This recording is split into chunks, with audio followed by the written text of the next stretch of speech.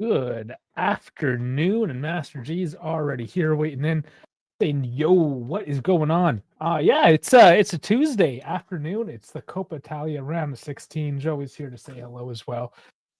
Yeah, I mean, usually outside with him right now playing, and he's like, "What's going on?"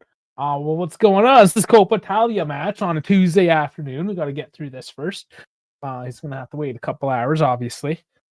Wait for the wife to get home, and then he can have some fun time. Until then, he's gonna have to be a good boy as we watch. Well, we're gonna see. We're gonna look at the lineup. It is a bit different tonight. It is the Coppa Italia. It's midweek. Some injuries, of course, happening on the weekend. Few things, they're underway, and we're gonna see. So currently, first and foremost, you might wonder why does Coppa Italian even matter here tonight? Well, yes, we're only 5 points off the top, but we're currently sitting seventh outside the European spot. So basically, the Coppa Italia is a way to get into Europe. At least the Euro, not ideal. Obviously, we want that top four. We want to go into the Champions League. That's the big payout there. But the Europa would make it hurt less. And if we don't manage to get the top five, which is not a shoe-in, we're not even in the top five currently, right? So this is a way. This is a way to secure that at the very least. So that is why this Coppa Italia this year is more important than usual. Okay, so a bit of news. Not much, but mostly just Vlahovic. And that's going to roll right into our lineup. Vlahovic being injured. And it's funny in the ironic way because the day he got injured, he was out for a month. That would have been Sunday. Monday, it was 2 months. And Monday night, it was 3 months. This morning, it was 4 months. And now I get home. I check the news quickly, and he's going to be out for 5 months.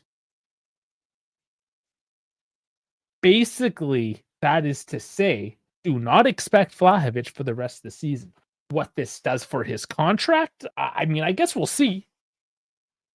It might just play into that his contract demands do have to shrink quite substantially, and maybe he signs another year with us. We don't know. We don't know at this point, honestly. We're gonna have to wait and see with that one. But yeah, until then, we'll focus up the game at hand, and we'll look at what we have today. Was Vlahovic going to start today anyways? Who knows? Again, the Coppa match, anything can happen.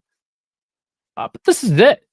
Di Gregorio and net. So, and I think will they have both of them injured, both goalkeepers? They do, Pinsolio and Perrine. So both are backup goalkeepers injured. Perrine playing on the weekend, pulling a muscle. Now we have Simone Scalia, who has been sitting the bench since Pinsolio has been out, but new to the bench, Stefano Mangiapocco. So I don't know what the next gen is doing in terms of goalkeepers right now. Regardless, Di Gregorio gets the start. Back three of Kelly, Gatti, Kalulu. Going back to the old back three. Then in the midfield, this is where we see a bit of a switch up. Cabal taking the left this time. Kostic. So he's essentially replacing Kostic there. On the right side, we see the return of Cambiaso. Moretti gets the start again with McKennie, but in the center. And we will be watching this closely. And I don't know if he's reborn, if this was just a Coop Miners as a left center back being good, but he is in the middle of the pitch today, going to be dictating play, taking that Locatelli spot. Now, granted, Locatelli probably doesn't need a bit of rest. Oh, I don't know, man. I have my reservations about this one. I'd imagine he gets yanked at halftime if he doesn't perform. We'll see. So that's the midfield. Sorry, I'm about to sneeze. Excuse me. Yeah. So the midfield 3, 5. Oh my god, midfield 5 with the back 3, meaning a top 2 now of David and Yildiz. This will be interesting because Yildiz being a number 10, perhaps a winger. David being a secondary striker. They're gonna maybe be playing falsely off each other. I don't know if they're overlapping, if David's gonna post up, being the bigger, stronger dude and sit in front of the goal and let Yildiz do the Roman. We'll have to see if that plays out, if it turns into more of like a 1-1. I mean, it'll be interesting. In terms of fluidity, does Koopmeiners end up just sliding back like Locatelli does a lot of times in the defense, making a back four? Cabal and Cambiaso more like forward moving defenders than they are like they're more wing backs than they are full backs, right? So they're likely to be tasked going forward as well. Of course, helping with the defense, but I can see Coop sliding back in that sense, and McKennie and Moretti both able to go forward. We'll see. We'll honestly see. This could really pan out in any way. It could be very defensive. It could actually be fairly offensive for what a 3-4-2 or 3-5-2 can offer. So yeah.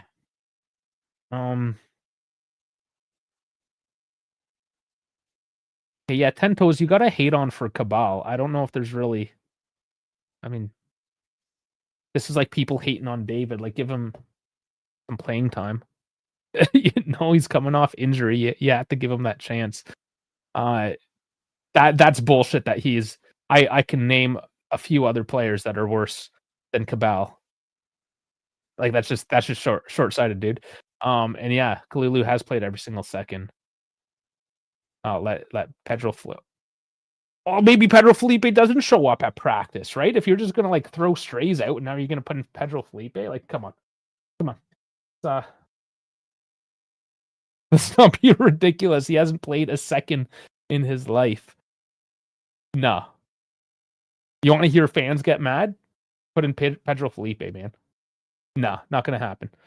Let's look at Udinese real quick before the game starts, and I'm gonna have to blow my nose after that sneeze. So, Savin, Soleil, Palma, Bertola, back 3. Nothing really to write home about. Palma, he's 17. Soleil is probably their best guy there. Bertola, another younger guy at 22. So pretty weak backline, not gonna lie. Midfield's a bit better. Zamora, Atta, Lovric, Zaraga, Ehezube. So Ehezube and Lovric are, they're regulars. Buxa, but Zaniolo definitely has something to prove there. Okay, we are about to get underway. Let's get rid of the thought mob. We got to get the scoreboard up real quick for you.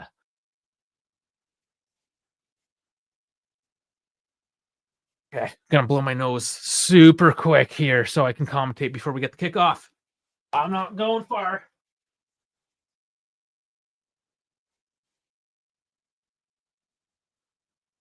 All right. There's the whistle. Let's get this party started. And sync this up at 15 seconds. But Juve do start this off. They're underway. It was interesting. I was wondering why they showed them in their black kit. When they were showing the lineups, when they are in fact in their home kit today. Somebody preparing the graphics ahead of time. They probably just used the black and the yellow so it would look very different for people that don't know that these teams look the same.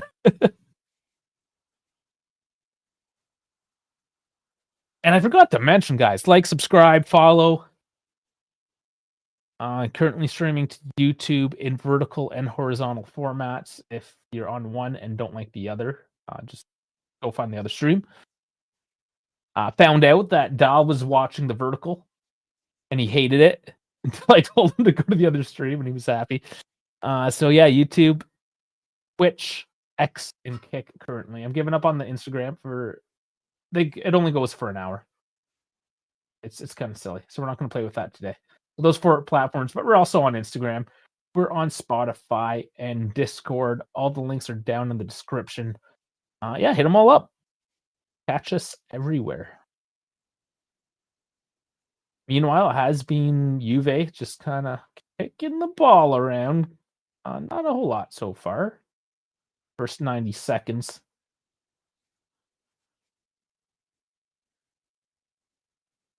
See how much energy they have tonight as well. Some of these guys, like Kalulu, have played every second. Some players, however, like Jonathan David, still have a bit of proving to do. Scored in the Champions League. Let's see if he can score in the Coppa Italia. After that, he just needs some league play. Same with Openda. I imagine we see Openda tonight.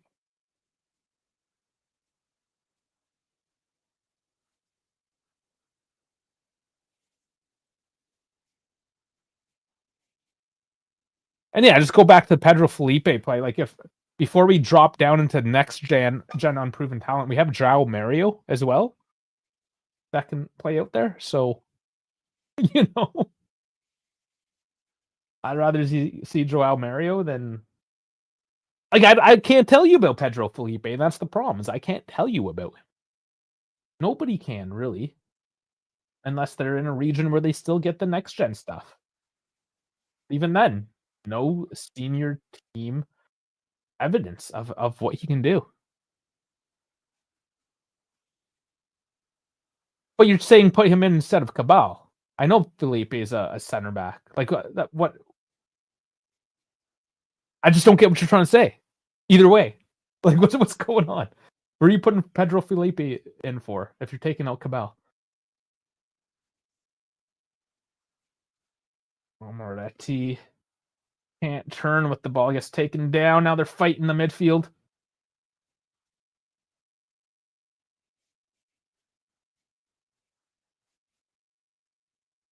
Oh, instead of Kalulu. Now you're taking our best healthy defender off, though.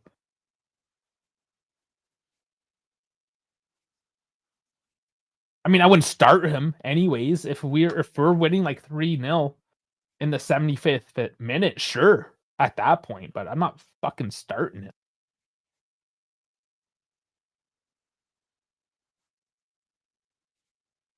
I mean, that's like pissing into the wind and hope it doesn't hit you in the face. Don't piss on yourself. Working the outside of the box, miss pass though. Looked like they were building something.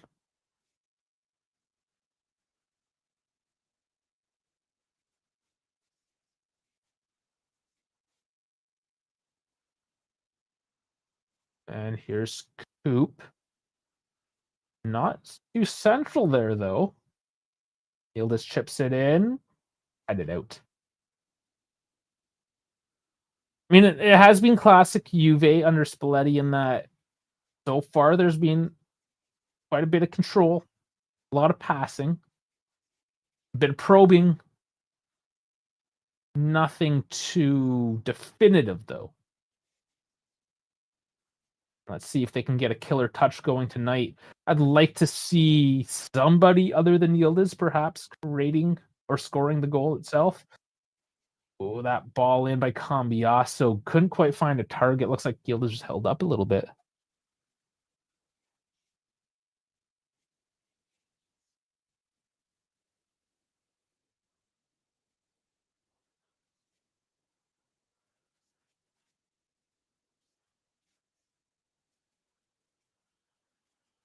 That'll be interesting now how with Vlahovic out, how Spalletti's going to manage the minutes of the attackers as well, right? Like Yield is obviously putting up a lot of minutes,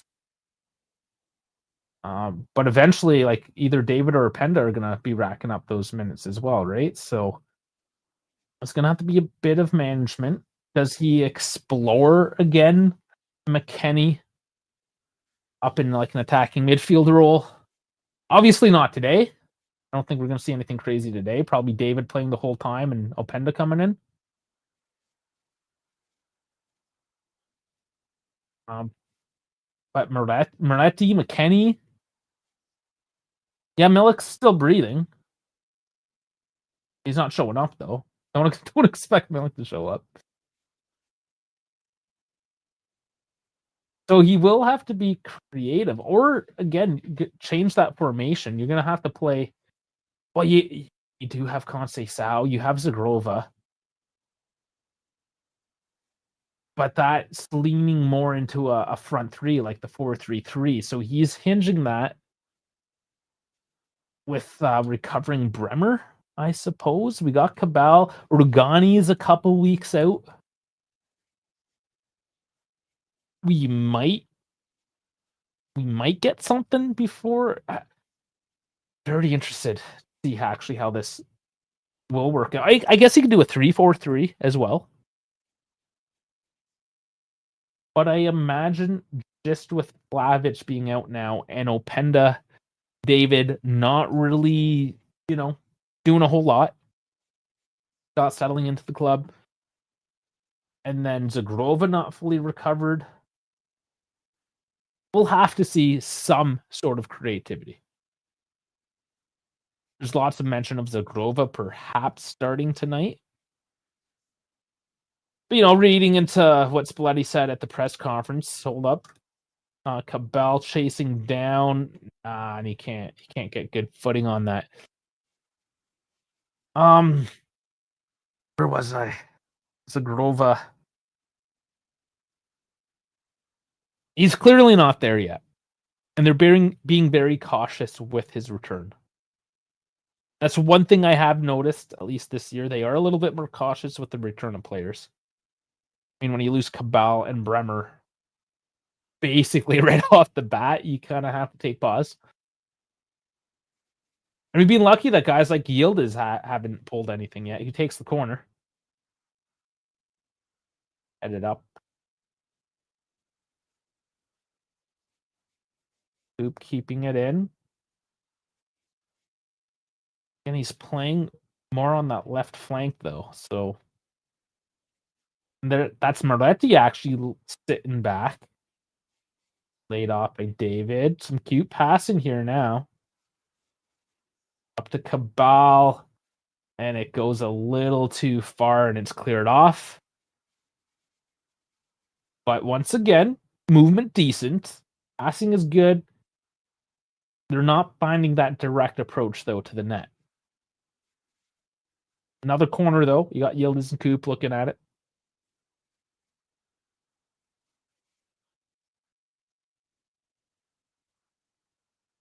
Headed out.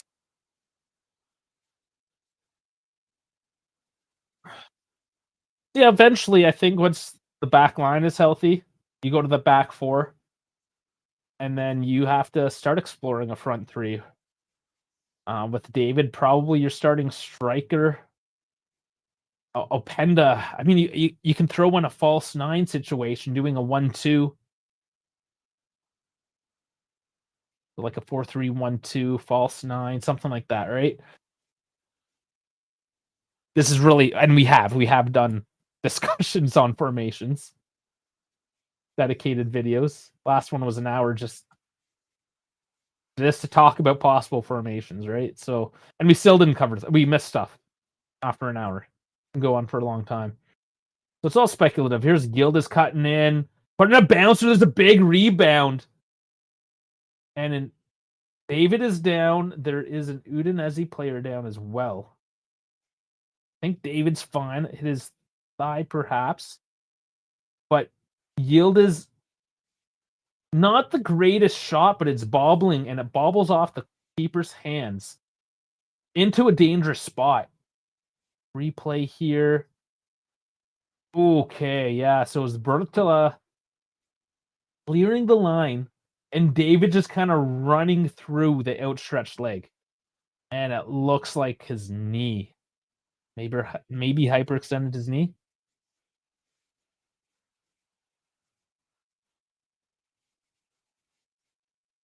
Hmm. He's in pain, but he's on his feet. I think he'll play on.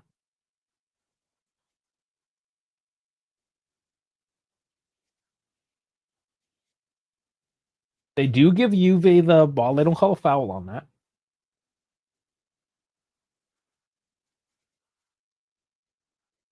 Big throw in, headed into danger, and not quite enough on that. And it'll be another throw in.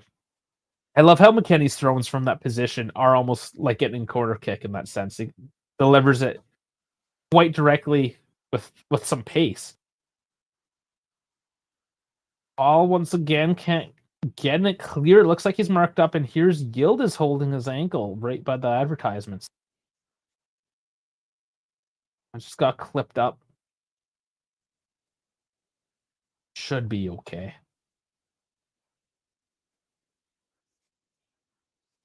Certainly taking his time with it, but he is fine. I think he's just having a word with the linesman there. He's like, dude, like, buddy, clip me up. Oh, they're putting some of the spray on. I think this is a bit of time wasting, which is odd 12 minutes in. Perhaps just to make a point saying, hey, like, like, what the fuck?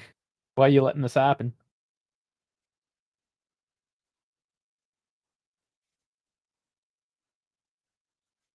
Oop's going to take this. Right side corner delivery.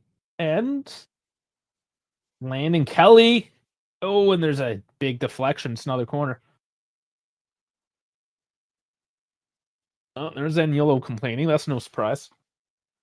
Probably complaining to his own team that this time for weak defending. Bertolo. Yeah, he got there.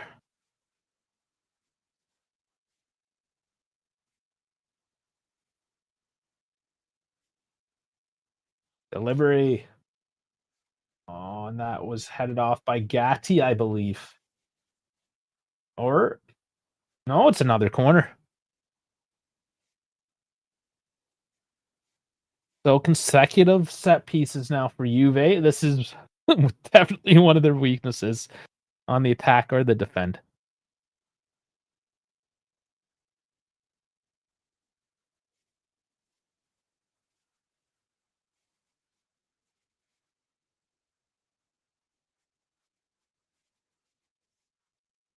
Liz this time doesn't get past the first man, but it drops out the coop. Back to Yildiz. Titan delivery.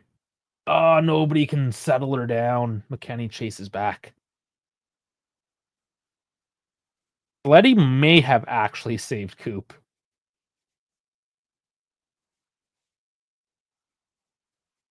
I don't know specifically. It was just the sheer fact of putting him in a position that he could properly manage and just gaining confidence and working from there. I don't know. There's something else going on in the locker room, personal level. It could be combo of all of it. But I mean, it just shows, right? Just the personality of the coach and how he handles situations. Really could make and break it. Like, I think Mata was just an all-around piece of shit person. Tudor's one of those guys that I'd maybe have a coffee with. Maybe not a beer. You might get loud and angry. And that's kind of the point, right? Like, you gotta be careful. Here's Zaniolo. Oh, where was he passing? Cambiasso just picks that one up nicely and decides to go with the difficult route. Draws the foul. He got lucky. No, why are you asking that question? Is this like happening to you in real life, RS? Someone suffering from diarrhea. No, don't go to the gym. In fact, if you have diarrhea, you can have a virus, and if you're at the gym spreading that virus, like, it's more than just smelling and shitting yourself. Like, it's a vector of disease as well. So no, don't go to the gym if you have diarrhea. Multiple reasons. And most certainly don't do squats.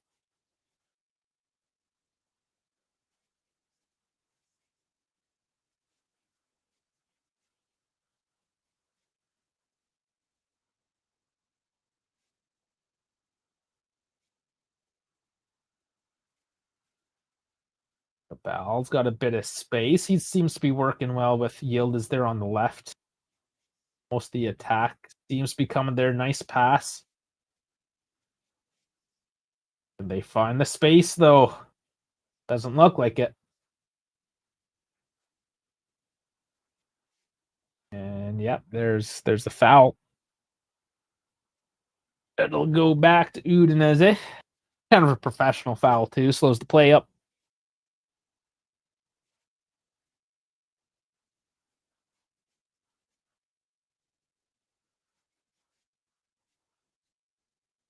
Yeah, 77% possession in favor of Juve. Not really surprised with those numbers. Udinese does have a rare glimpse of the ball at the moment, but they haven't gotten past their back line, and the press is kind of working. Try to go deep with it, and Coop just punts it out for a throw. Still Udinese, but they just cannot find the forward movement.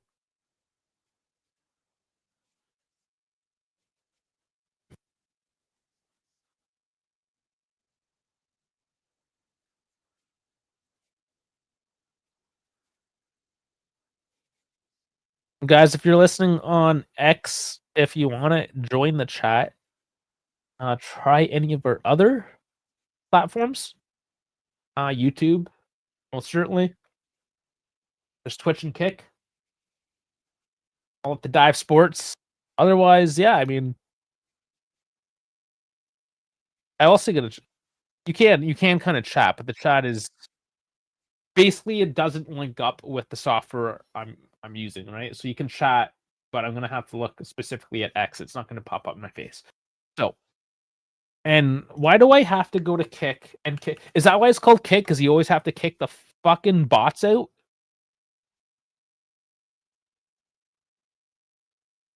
Embarrassing. Cambiasso cannot get through. They just can't find the roots. I mean, same, right? Same. All the good passing, all the good movements. Delivery in the box either doesn't make it. Shot gets blocked off. Now that was pretty soft there. Gatti just got the body involved a little bit. I don't like that call.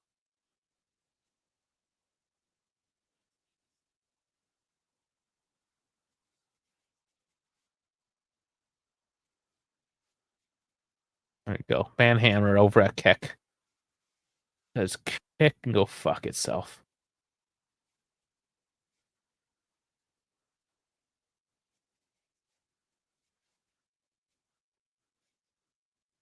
Oh, this is actually fun. I'm looking at the momentum chart right now in Pop Mob, and there is 0 momentum to Udinese. Good pass to David over the top.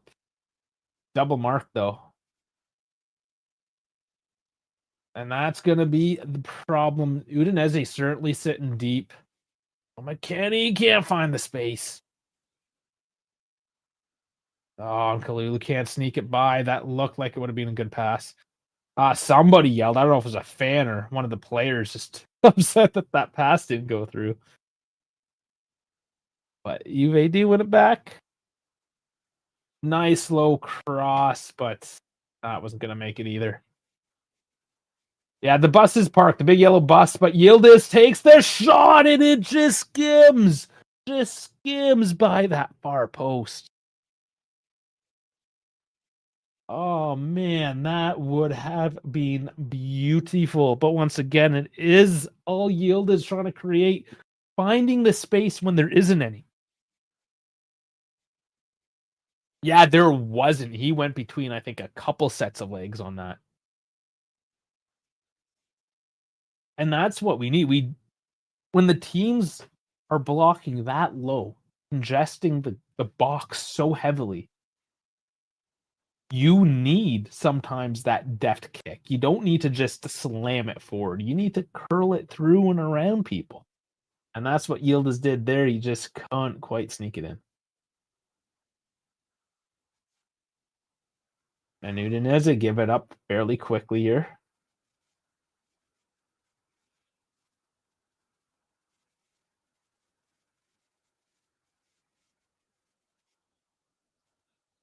Zaniolo pinches up, but it gets to Di Gregorio. There's no support there from Udinese whatsoever on this press.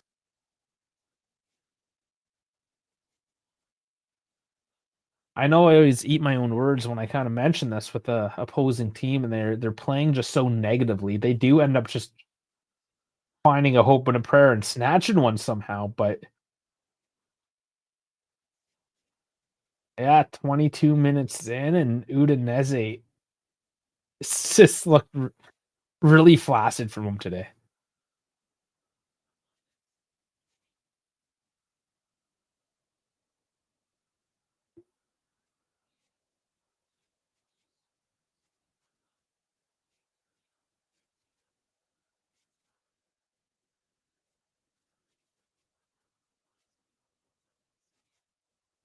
Oh, was that onside?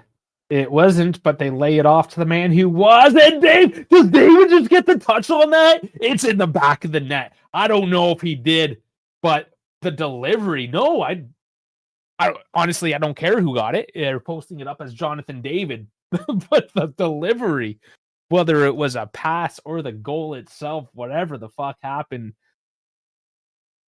it was beautiful. We're gonna have to take another look. They're gonna look at the offside because there was an offside in the build-up.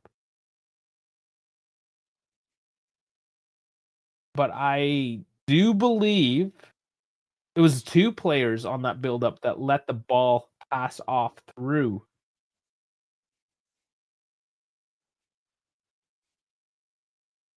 Okay, and then it's gonna be David. They're gonna look. He was shoulder to shoulder. Might be a little tight. Worth a look. Ooh, it goes off the defender. That's an own goal. So Weston with the hard low pass. So it goes off both defenders. So yeah, so the goal stands. It's just a matter of who scored it.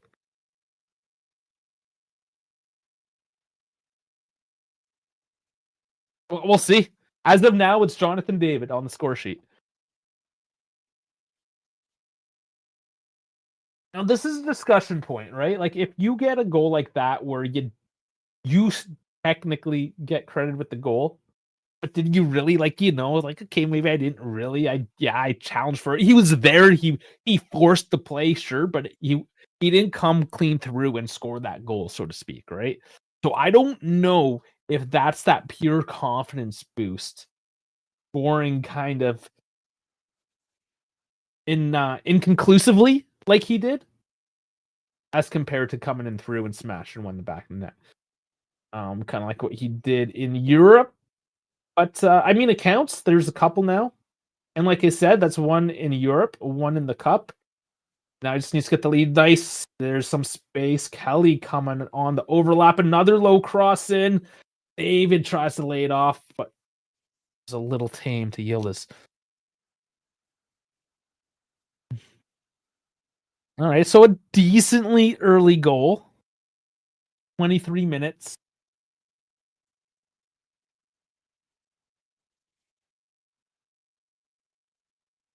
Yeah, so it is still posted as David. I guess really where you can give David the credit on this play, where he showed his intelligence, is when that initial pass came through and it was intended for him. He knew he was offside and he laid it off. And it was laid off, and I can't remember who was beside him as well. Um, could have been maybe Moretti. I'm not sure. I'd have to look back at the tape, but two people laid off of that. It was David for sure.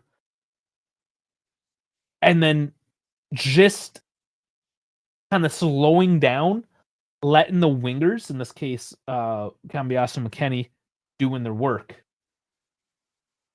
Was it Weston as well that laid off? Because then he got the assist. So I mean, if it was Weston, both of those players in this case were intelligent enough to realize their positioning, lay off that ball. It fell off the Cambiasso, who then redelivered to the onside McKennie, who then delivered it to the onside David. And I think you were right in Weston.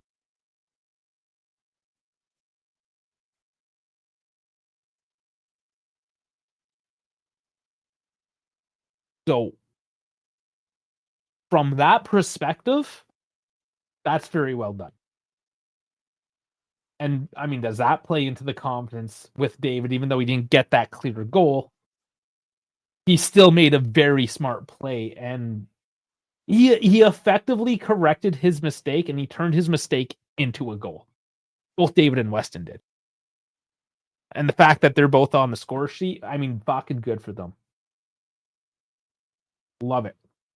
Very intelligent.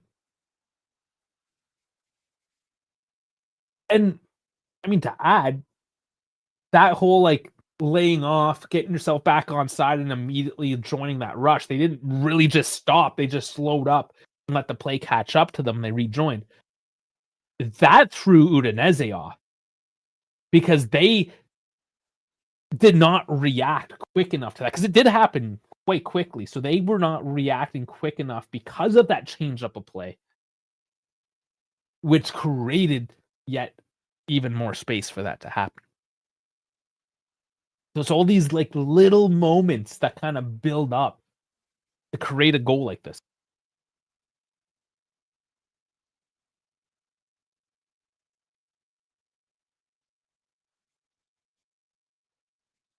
Did they change it to Palma?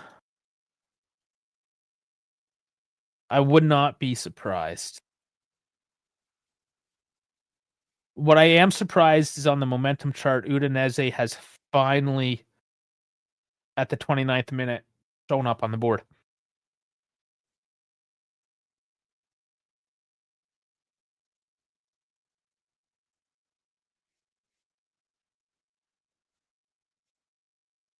Yep, it is labeled as Matteo Palma as the goal scorer. There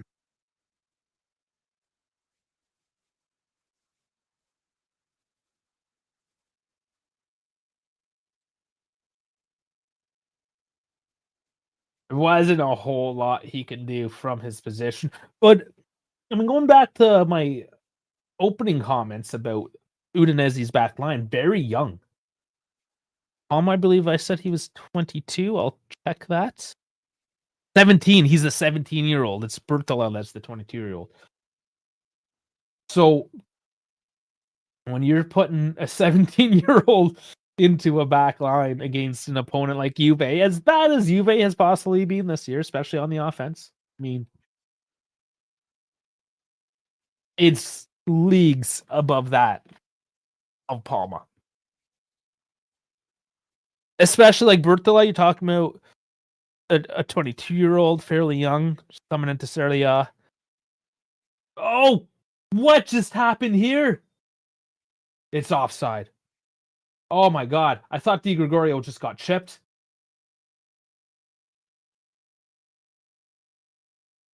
Oh, hugely offside. Not even close. Not even close. I mean, the finish. It's always nice when he can chip the keeper to be able to finish, sure, but that was embarrassingly offside in that case.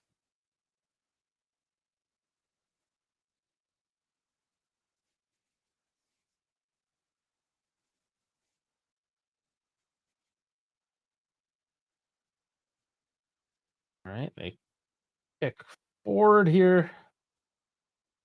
Goes out of bounds. It took a chip. It looks like it's still Juve.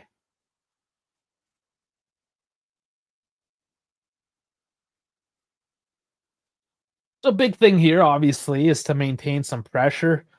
Do we get a Juve team under Spalletti that looks for the go-ahead and that comfort security goal? I hope so, because as much as I loved the Max era, I also hated it at times, as he did this weekend once more, 1-0. 1-0 master.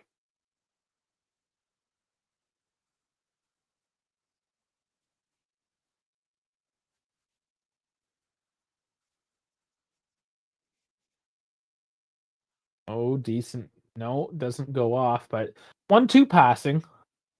When it comes off, obviously, it looks beautiful, but not this time. Question is now, can Udinese control the ball enough to move it forward and do something with it?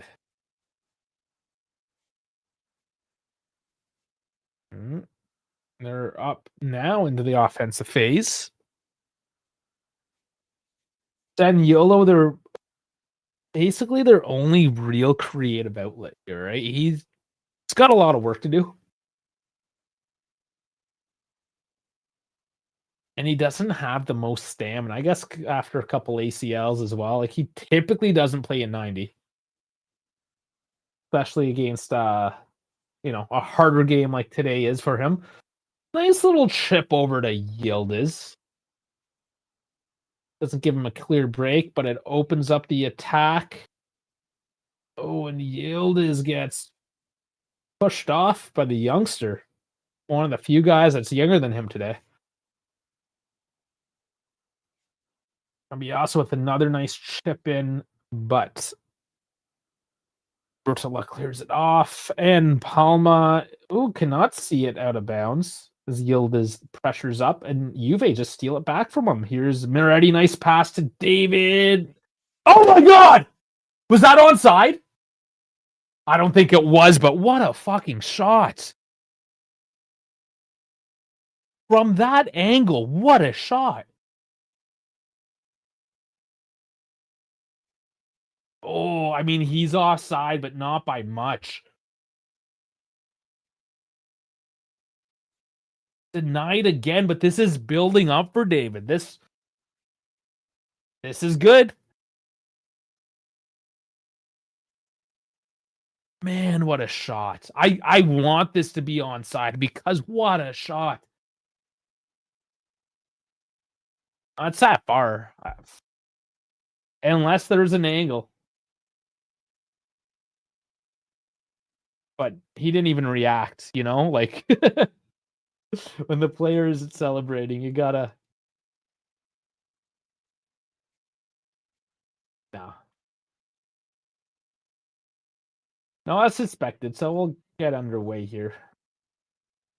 And it's honestly, there's so many of these nice goals that got called back.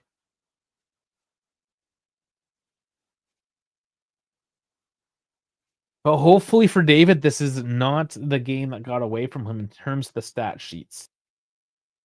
Oh, God.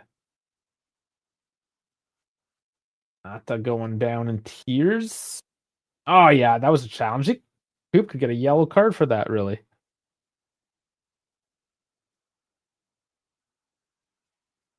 Got lucky with it. I guess the ref didn't catch it. It was sort of 50-50, but lucky for Coop.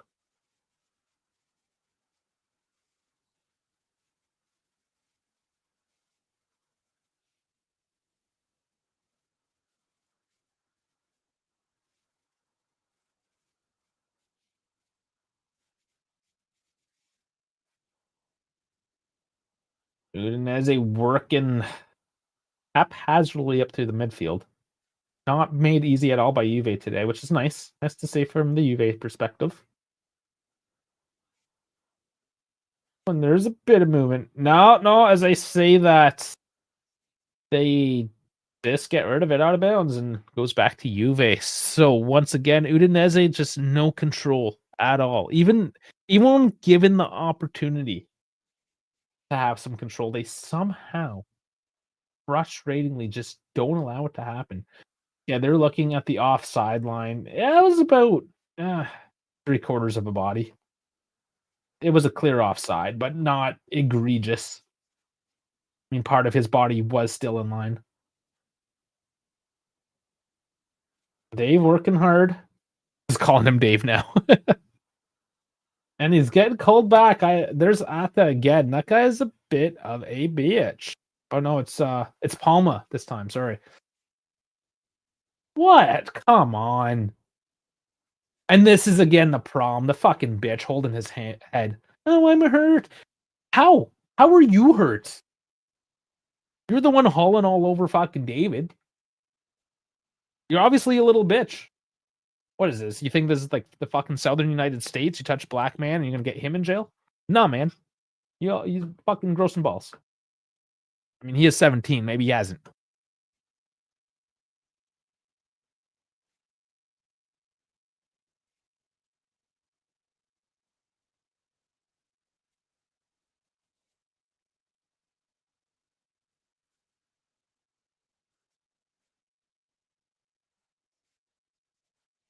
So much spam on Twitch. Doesn't have tons of spam, but more than I care for.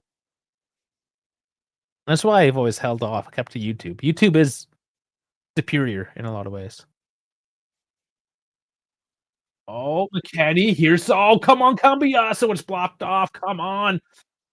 Kelly blocked off. Come on, guys.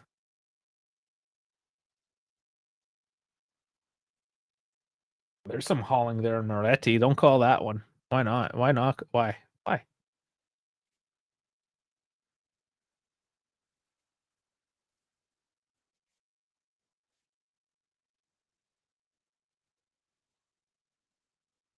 Now it's just getting kind of messy there.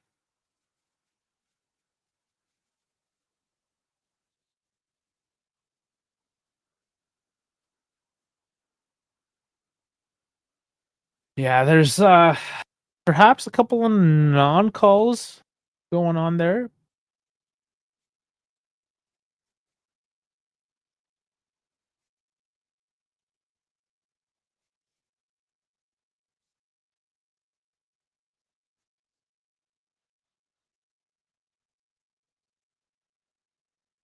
Udinese just holding, not doing anything with the ball even. Ellie battling it out. And Zaniolo over on the left side right now. And I mean, it is just kind of Zaniolo.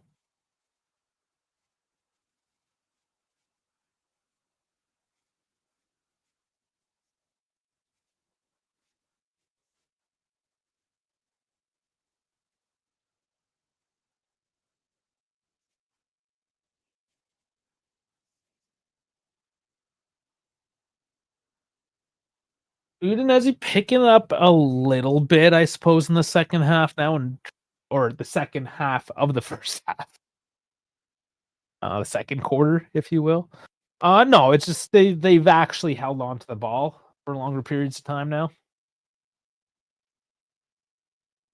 Whether that's Udinese actually picking it up a little bit, or if Juve perhaps are just late in this half up 1-0, aren't necessarily pressing the matter and conserving a little more energy.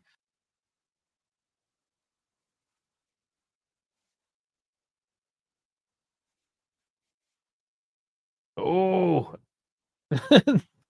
Kelly kicking back to Di Gregorio, and lucky enough, he is there to clear it off the line. Could have been a messy one.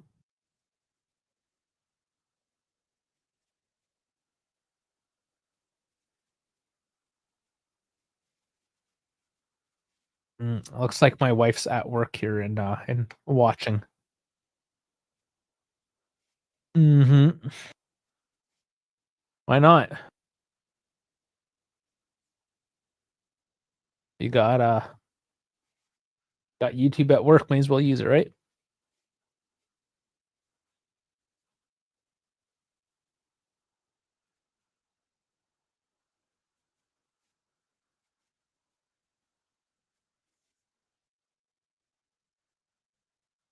And it is actually still Udinese, and for once, Juve are down in their defensive position. I don't know if this has actually happened for like an extended period of time where they've actually had to settle down into a defensive position here. It's usually been kind of on a break and they defuse it and counterattack, but man, they're actually trying for a late one here.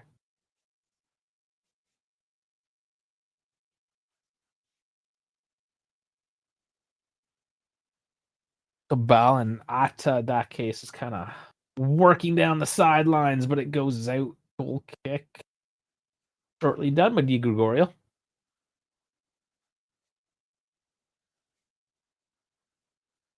Yeah, it looks like they're kind of in that sit back and chill phase, Juve. Let's see if they go.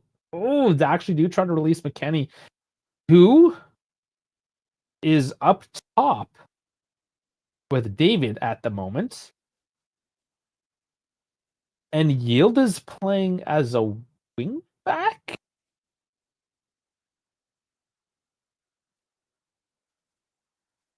Yeah. Yildiz is definitely sitting deeper on that left side.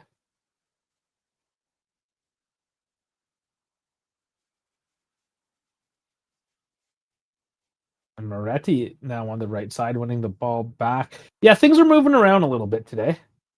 McKennie back to the right, so staying fluid.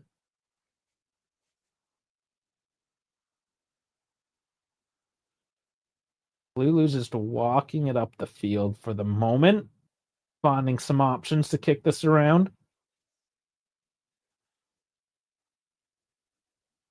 Now Juve flirting outside the box of Udinese, looking for some penetration. So even though Udinese got a bit of a look, it wasn't much.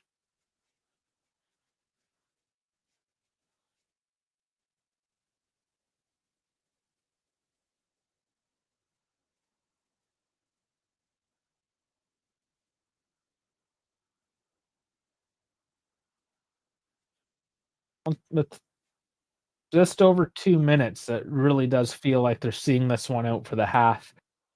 Regroup.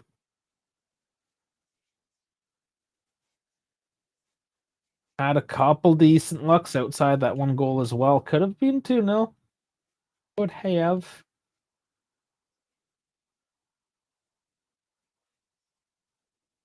McKennie takes a slip, but maintains the control.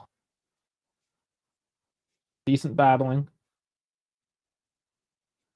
Field is off to Coop, who brings it back into Cabal, and it's a little too long for him. A little too long.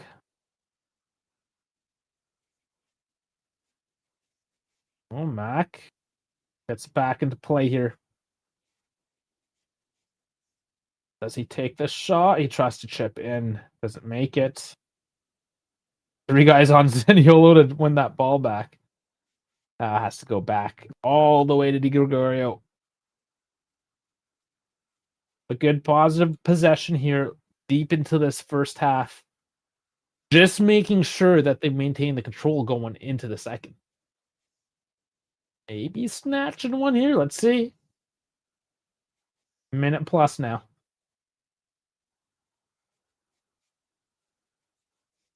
For some reason, go all the way back to Di Gregorio. I don't know why that was necessary.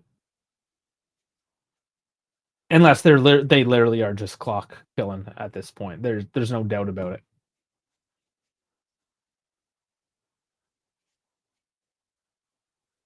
Lulu with another bad pass, but nice feed to David. He's on a break. Does he have the space? Does he have the time? Not quite. Not quite. Double marked again and didn't really have the jump on his defender once he finally did get running with that ball. The ball kind of slowed up just a touch as it came into his feet. Losing just a bit of that momentum that would have broke him free and clear. Yeah, he was maybe half a pace ahead of his defender there. And of course, once you start dribbling, a couple steps later, and he was marked up.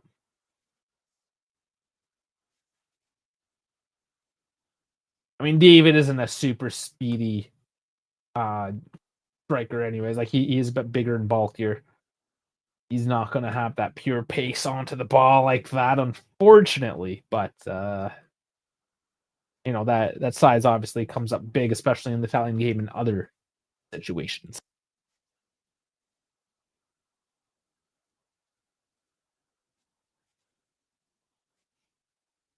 So there was 1 minute added on. There's 15 seconds left. Udinese do find a bit of control here for the final few seconds.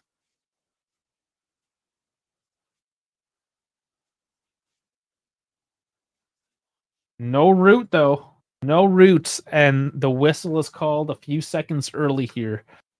And the first half, Juve going in 1-0. and they were clearly the better team today, or the first half so far. And we will bring up the numbers here. I'm just getting the scoreboard updated and out of the way for second half. Let me bring some Thought Mob up for y'all, and here we go. Okay. All right. I'm actually a little bit surprised looking at these numbers right now. Di Gregorio 6 because he hasn't had to do anything. That's just the standard. You showed up, whatever. Kelly is 6'4", Gatti is 6'5", Kalulu is 6'6". Kalulu, he has had a couple of missed passes, but he has been very involved in the game today. Unfortunately, with Thought Mob, they're looking at the defensive numbers more so for his rating. And on that note, the back line really hasn't had to do too much defending. Kelly with 2 shots. So again, like involved as well. Actually, yeah, Kelly has been involved as well. Gatti less so, but he is shoring up the center. So accurate passes 35 for 37. So I mean, not bad, honestly. Low ratings, but they haven't had a bad game. So a little bit disingenuous here. So moving on, Cabela 6'2". Now, granted, yeah, I could kind of agree with that. He's had a few looks. He just hasn't really had the pace and the movement on the ball. But I will go back and defend that a little bit. And oftentimes, that ball coming from like a Kelly or Coop Miners has been a little heavy on the touch. It's made it difficult for Kabbalah as well to really get on it. But needless to say, yeah, I mean, not the greatest half. You do have to give him time coming off this extended injury. I'm not expecting too much from him, but it kind of is what it is right now. He's sort of just existing and occupying space. And I'm going to Coop Miners. I give him a 6'4". Again, I guess he was just okay. 28 for 32 passes, 39 touches, no accurate crosses, half 1 for 2 long balls. So again, like he's been there, 1 tackle, 1 clearance, 1 interception. He's been there, but nothing over the top to really get you excited. Moretti, I guess you can say the same thing. The midfield in general is, yeah, they been there. I mean, they've been slowing down the Udinese midfield. So from that perspective, they've certainly done a job today, and you can't really complain. Again, numbers aren't spectacular, but it's because they haven't really had to be either. Moving off to Cambiasso. Lots of deliveries into the box today. He's been a little more active. He always does better when he's on this right side. Passing 23 for 27. It's okay. 2 defensive contributions. Took a shot, missed, 37 touches, 1 block, 1 touch in opposition. He passes into final third. So I mean, yeah, he's been delivering. He's been doing stuff, but his deliveries have not been on target. Partly due to Udinese just congesting the box as well. Okay, now we're going to the top, and David is doing better coming from Jeff. Yeah, absolutely. He is. We're going to talk about him here in a second. Now, confirming a little bit what we saw on pitch here, they're going to a 3-4-3, which funny enough we talked about. That's how they have Juve now lined up. Yeah, it kind of is, but Yield is it's not like the most traditional positioning, I suppose. He seems almost as if he's tucked back with Coop Miners and Cabal kind of pinches up, and then Yildiz jumps forward. It's fluid. It's been fluid. It's hard to say that this is the formation. It's been played around with a little bit, I feel, throughout. Okay, going off. Okay, they did just change Lovric because they gave him a 7 as well. Soleil, why are they giving him a 7? Accurate passes 42-42. Okay. I mean, his passing game is on point. Yeah. Ground duels 1, 3 for 3. Aerial duels 1 for 1. So he's been putting in a shift. And like I said, Soleil is their only real defender here, right? Palma, the 17-year-old, Bertola, the 22-year-old. He's really doing the work there in the back line for Udinese. Lovric, their other regular, getting a decent 6.9 so far. 34 for 35 passes, 6 defensive contributions, 44 touches. I mean, yeah, he's been doing all right. And that's their biggest threat, honestly, is right through the center, Lovric and Soleil. Which, what has Juve been doing?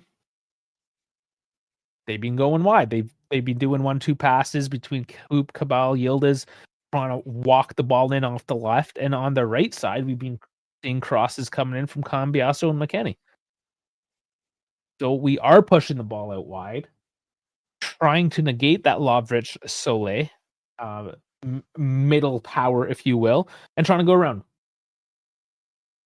It's worked out for the most part. If you look at the goal that we did get, we brought it out wide and then threw it back in towards the net. And there was a couple occasions, other than maybe Yildiz. There's a couple direct instances there, but even Yildiz brought that ball from the left and cut in. So it's working. And we can see here, like, Buxa, I don't know how he's got a better rating than Zaniolo. Has he been there? Like, he hasn't even really been around. Zaniolo, I mean, they're going to be all over. He's their only real offensive threat. So, yeah, they're going to be all over the guy. Of course, he's having a bad game. And at his Zube, which I would consider another one of their good players, hasn't done a whole lot today either.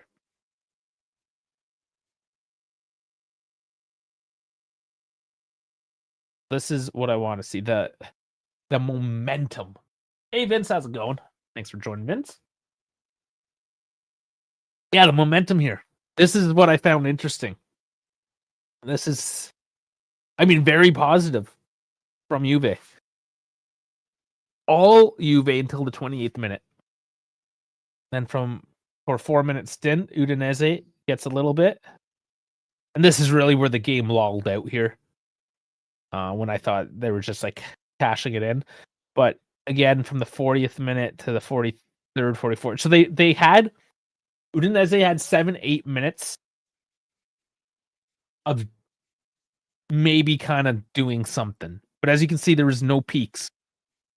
When they had the ball, there's nothing. There's nothing there. It really has been all Juve. Getting to the stats here. This says dropped off. Like I said, the first half, they really controlled the game. They were really going at it. In the second half, it looks like they were playing more maybe the counterattack, preserving a bit of energy, letting Udinese do a little bit more. As Juve just kind of, game management, if you will. So 50% possession. That's always hard for me. Percent possession. 58-42. XG, we're only at a 2.7. I thought that might be a little higher. Let's see. So this shot from Cambiasso, 0.08. That was one of the blocked ones. Lloyd Kelly, that was also blocked. Lloyd Kelly again blocked. Hidden, that was that tight miss. I thought they might give a bit more there, 0.07. And then, yes, that's why they don't consider the own goal. That's why the XG is so low. Kind of makes sense. Yep. XG for Udinese, 0. 0. 5 shots to 0. We only had the one on target, which is kind of funny, and that doesn't even count as the goal. Oh boy. Passing 272, 90% to 206 at 89%. So yeah, I mean, their passing game is okay. Fell 7-3, corners 5-0. And again, all these corners that we do nothing with. It sort of does sum up. I do like when the stats, I mean, they line up with what we see, right? It wasn't anything spectacular. Juve, yes, they had the ball. They had a lot of control, passed it around decently, but didn't find a lot of those those killer final touches at all, right? So, I mean, nothing spectacular from Juve, but doing a job against a weaker team, which, quite frankly, hasn't done jack all. So if Juve didn't go into the second half up 1-0, I'd be asking a lot more questions about it. It's unfortunate, and again, that's why I'm thinking the XG should be higher because David's offside goal, if you will. I mean, what a shot! That mentally makes me think that the XG should be higher, but no, that doesn't count.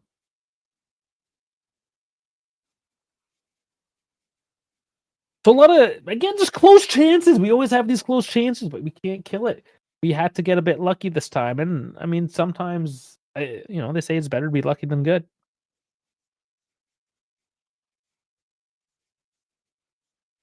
I mean, that's that. Yeah, we can take a look at the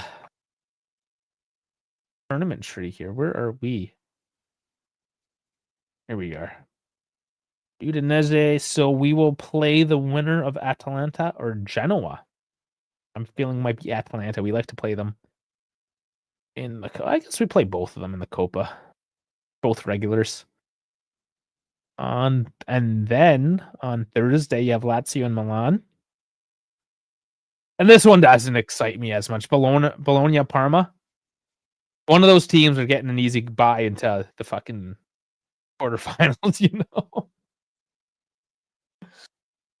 Over on the other side, Inter Venezia. Yeah, I think we know how that one's going. This one might be a little more interesting. Roma, Torino, but Roma having a pretty good season so far. They did lose to Napoli, dropping into second. That was Sunday. But you never know.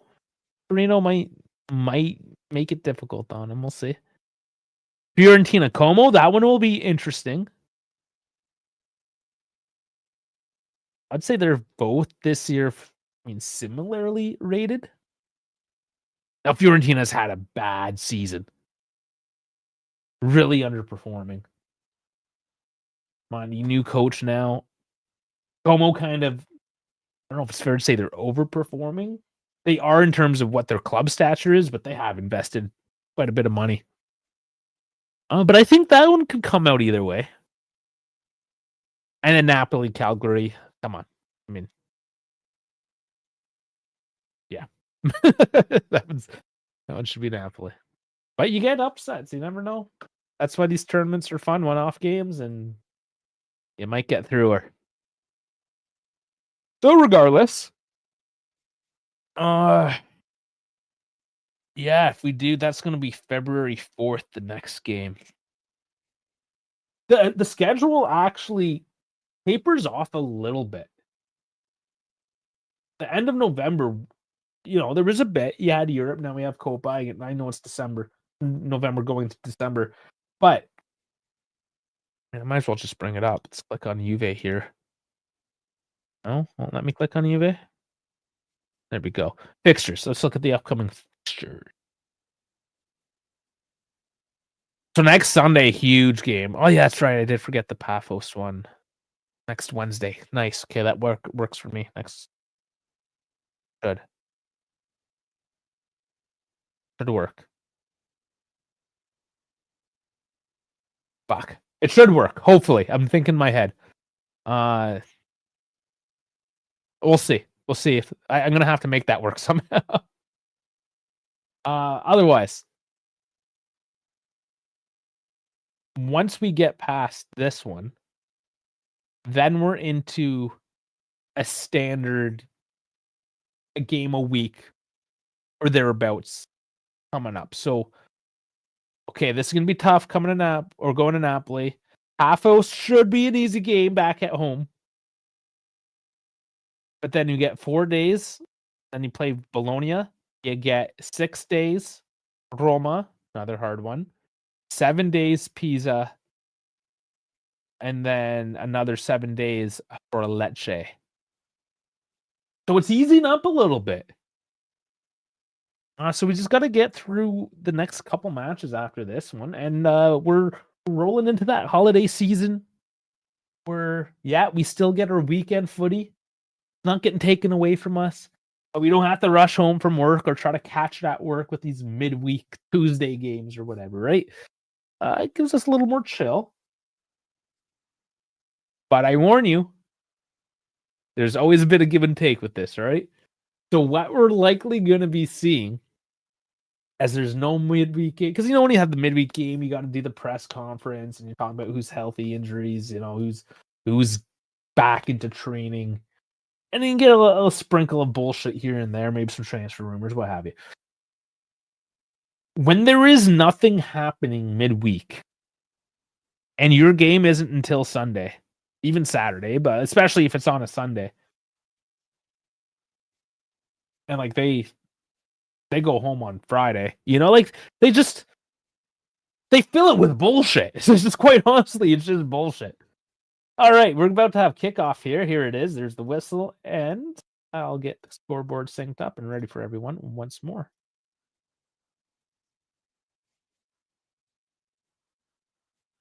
No changes. And the sync. There we go. Yes, you're counting down till Festivus. Love it.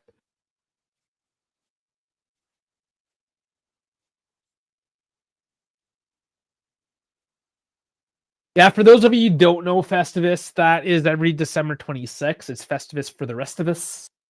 It comes from Seinfeld. I know some people hate Seinfeld, but screw you. I love it. One of my favorites. A classic. Basically, they got so upset about all this holiday cheer and bullshit and spending money, blah, blah, blah. They made up their own holiday. It's called Festivus. Festivus for the rest of it.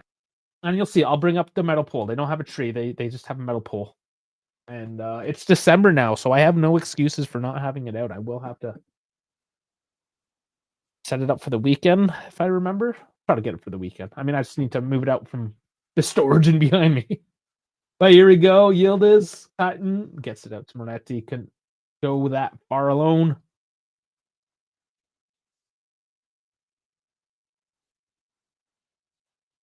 Moretti he's upset. He got tripped up, made a missed pass, and it wasn't given. A little frustrating. Udinese tries to carry on here.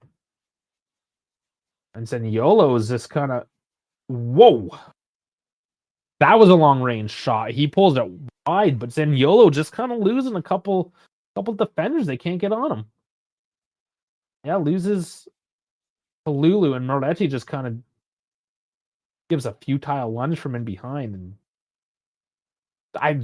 missed him. He couldn't keep up.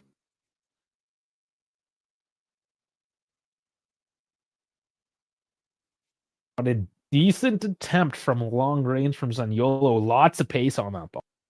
And that, quite honestly, is what he's going to have to do. He's not going to find that space. So if he can patch a little long range space like that, catch them on a break, take your chance.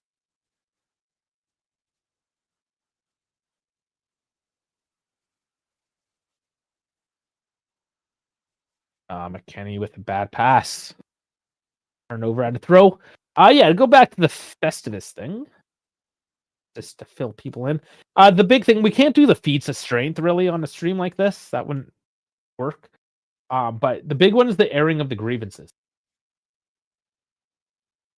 Which I guess we kind of do all the time. Oh, nice 1-2s, a 3. Third one wasn't so hot though. Moretti, man, take a shot from back there. Why not? Instead, we're gonna lose it deep. That goes out for a corner, pretty sure. Yeah, that's what happens when you put a 17-year-old in there. You can't even keep it in play. I mean, that's got to be wild though. Getting thrown in Coppa Italia match against Juventus. Like, good luck. Also haven't even dropped yet. So yeah, we invite, and nobody actually. A few people, our friends, end up taking the invite, but anybody that we've had disagreements with in the past, because the whole thing is the airing the grievances, and like we don't hold grudges. Like, come, Yildiz takes a long scoop at it, but punched away. Yeah, we'll see. We'll see who. I've been trying to get Alejandro from Bianconeri zone every year, and every year he gives me this like half-hearted, like, yeah, we'll see. I'm busy. I'm like, no, you're not. You don't do anything with your life. Just come on, fucking. We even do it earlier so the Europeans can show up. We do it at like 4 p.m. Just 10 p.m. European time. So we'll see. We'll see who wants to come and air their grievances this year. We've had the boys from All Things Alvalade, which we saw a few weeks ago. We had the Porto game. I think last year we had we had Rick Ozzy. He comes in the chat sometimes. Rick Ozzy from the Three Juventus podcast. He joined us. I think we've had AJC on. I don't know for Festivus. We've definitely had AJC on before though. But that's kind of what it is. We just bring people on and kind of a fun stream. It doesn't have to be footy talk. We'll talk about whatever. We just kind of have fun with it, you know? Just to celebrate the holidays. Meanwhile, Coop is down holding his right shoulder.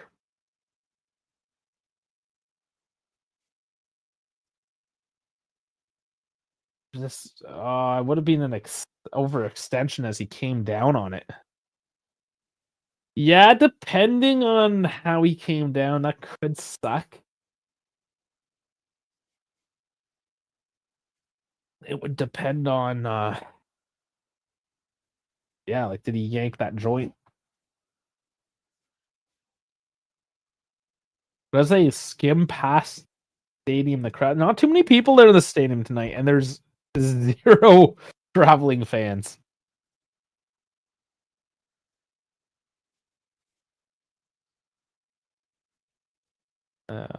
Looks like he's fine. So I have a shoulder injury as well. And there's that AC joint there that holds your arm to your shoulder. And if you yank that, it's a pretty rough injury. I got to playing hockey. It's a very common hockey injury. I've been to doctors that have looked at me and was like, "You play hockey?" I'm like, "Yeah, I can tell." It's like your shoulders. So it's a thing. You end up getting like pointy shoulders. I don't know, that bone on your shoulder that points just kind of it just yeah.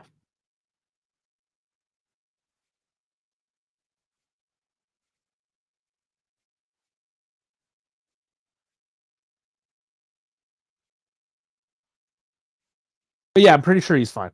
Coop. Like, Coop just kind of fell down a little hard. I was going at full stride, skating into the corner boards, and put my whole speed and body into my shoulder joint. So it was a little bit more of an explosive type injury than what Coop just went through. So yeah, he's fine. I went back to work after. I shouldn't have. Turns out it was a way worse injury than I thought it was. But here's Coop now running forward. By run, I mean, I don't know, briskly walk. What does Coop do? How would you describe what Coop does? Because it's not running. Prancing. Bobbles.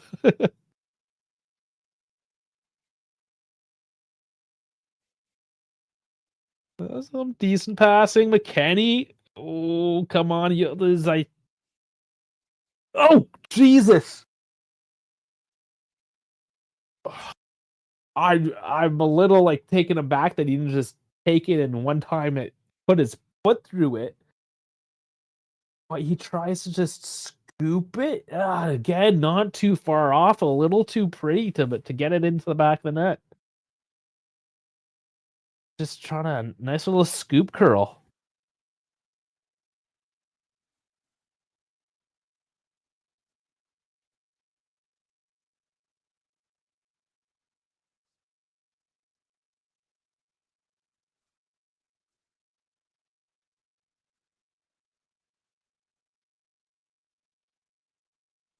Okay.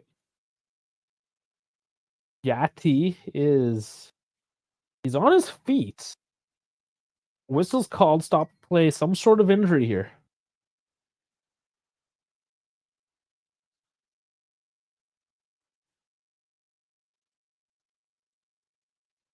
And defensive options aren't the greatest. I guess you could slide Coop back there and then put in one of our midfielders, such as Locatelli.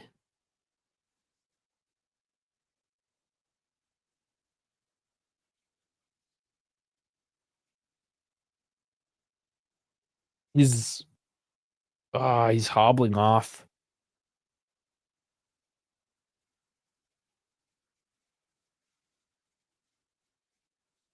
Yeah, he is done. And there's a reason why he's being rested. Yeah, so Locatelli is coming on, so Coop is going to be sliding back.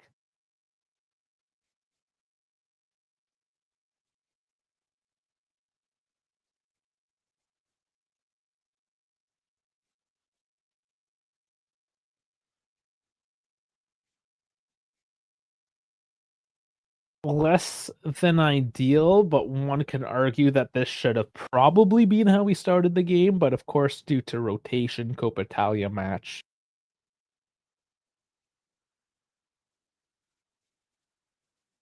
You would think this would be a good match to put Gatti in. Perhaps it was, in hindsight. Maybe not, but like you want to, if you're going to introduce a player into the starting lineup, a Coppa Italia round of 16 against Udinese might be the time you want to do that. As we can see, the defense has been unchallenged all night. So, unfortunately, the prognosis still not a clean bill of health.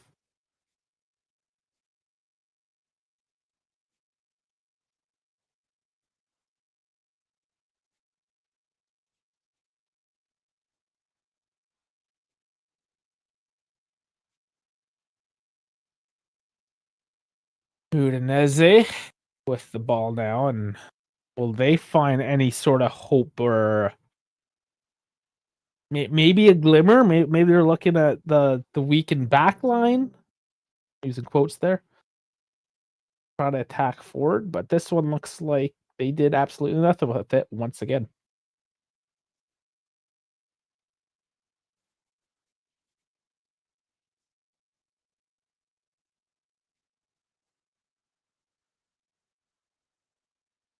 Italy throwing his hands up. I don't know why, but it is very monotonous, very slow moving. Juve, kind of frustrating with me with their lack of desire at the moment.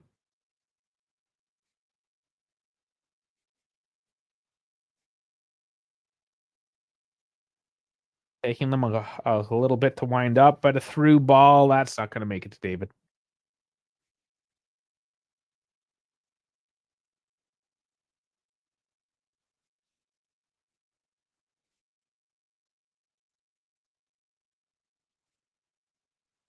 Udinese's going to turn this one back upfield. Yeah, I just don't like the atmosphere of the second half so far. Oh, that ball seen through. Di Gregorio will pick it up. No real quality to that. Yeah, and there's a Gatti traveling into the locker room. That sucks. We definitely need to start recovering. Well, I guess we got Cabal back.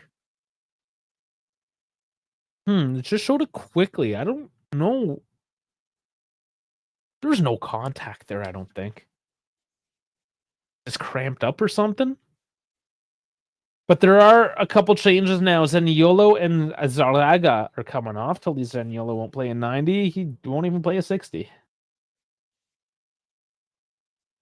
And Iker, Bravo, and Miller.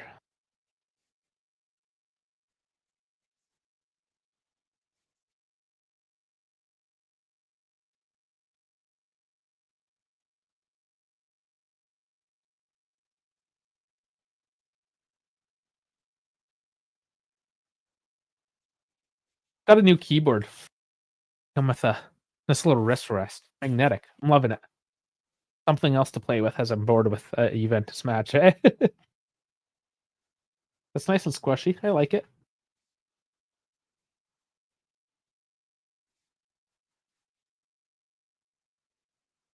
Oh, so Primo, you were just joking, saying another serious injury. You're being facetious, but no, you are mistaken because it is serious. Yeah, we'll see what the reports say on that one.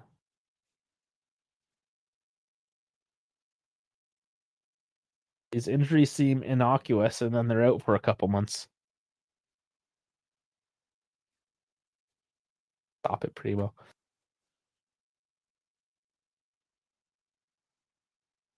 They've just taken their heart out of this match, it seems. Like the first half, they were a lot more just into it. Well, yeah, exactly. As Primo says, if nothing happens, it's probably serious. If there's contact, it could be okay. Yeah, contact injuries, when you get a bruise, yeah, sometimes you get kicked into the knee and your meniscus moves to the back of your knee kind of idea, right? Like, yeah, you can be seriously injured with contact. But typically speaking, if you just all of a sudden go down, like no contact or anything, there's actually something serious. You don't just go down for nothing serious.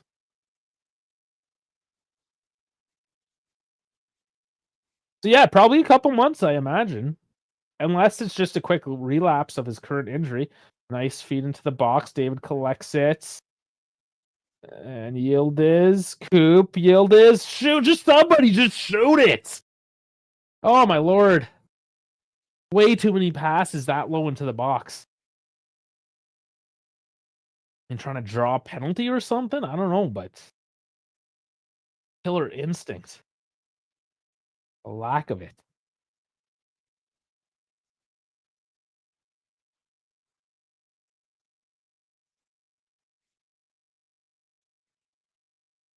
I love how they're still giving my hashtag stop piracy thing as they give me the shitty 720 low bitrate feed.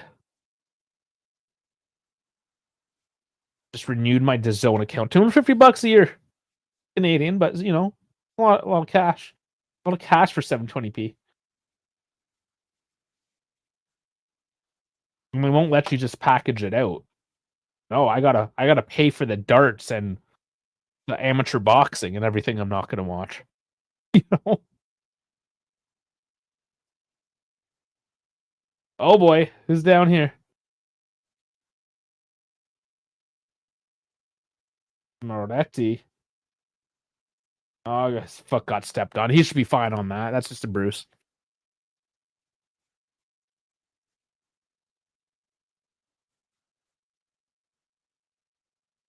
You see, the problem with that, Primo, is there's already sometimes a delay. So the delay is a lot worse on those streams, so I can't justify for those reasons, but also they cut out constantly, which is not conducive. Like if we stop doing these live watch alongs, then maybe there's a discussion there.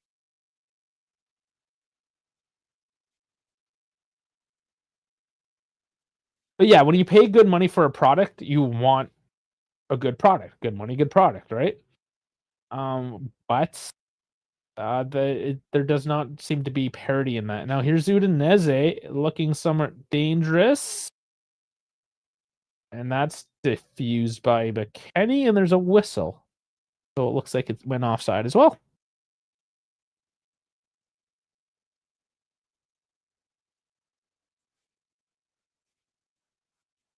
Yeah, Paramount doesn't do Canada. So I mean, what do you want me to say? You know, like this is what I do. It does come with the NFL though. That's one of the reasons why it is so expensive here in Canada. It's actually more expensive in Europe. Like 60 euros a month in Europe, which is insane. But no, the sheer fact that I get all the NFL games, which I mean, I'll throw on once in a while. I'm not a big NFL guy by any means, but that's straight up why it costs so much.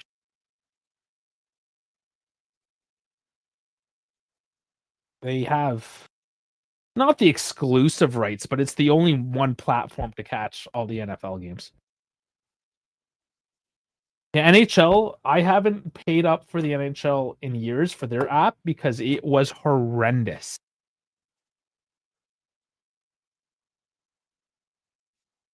I think I bought it last time 5 years ago just for the playoffs. And 5 years ago, I was still not happy with it. So unless the app has improved. Well, the big thing. Sorry, as I blow my nose. Oh, hold up. There's David. Still going. That's got to be a penalty. But here's McKenny. Oh, 2 straight on. They're letting him play on. David's still down. It looked like there's contact. Could be wrong.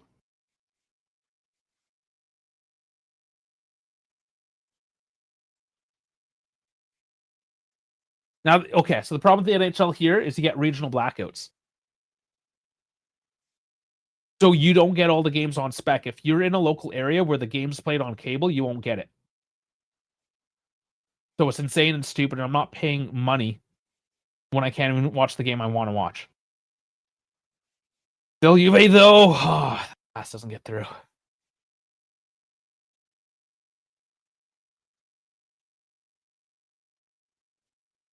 And that's, as you say, you need 3 things. Like right now I have Fubo, and DAZN. Fubo gets me Serie A. DAZN gets me Champions League and Coppa. And the females, I think, once in a while if I wanted to. Dog's eating my headphone cable. Come on. Be good, Joey. No, we'll go out later.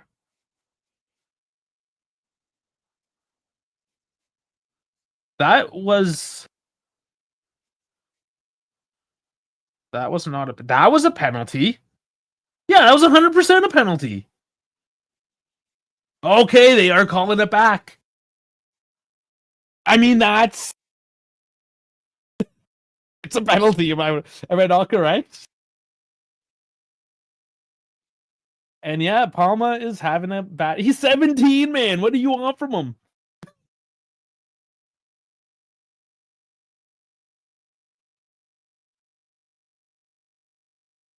I mean, definitely going to be a learning experience for him, but own goal. And if this is not a penalty, I mean, have I any faith for Serie A or the Fiji?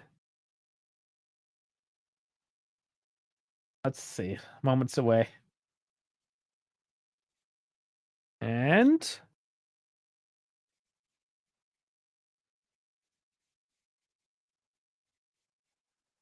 yep.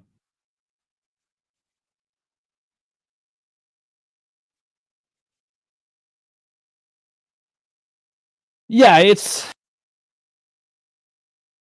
and I guess there's a discussion like how soon after the play like that challenge was on that play, right? Now slowing down, it looks like a bit of a gap, but in real time, that's a split second. Like that, it's part of the play. Like if you make contact, and I understand, like, yeah, it might be the rules are the rules, right? I'm not trying to have like an ethical conversation of whether this should be a penalty, but by the book, yeah, this is white clearly. Penalty taken by Locatelli in the back of the net, and it's 2-0. David should be our PK taker, not I agree with that sentiment.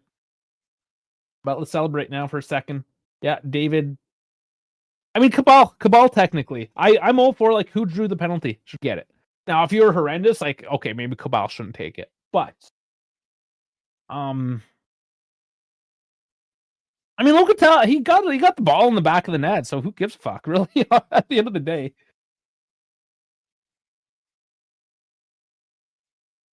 Yeah, 68th minute, 2-0. We still have 4 substitutions. It's all right.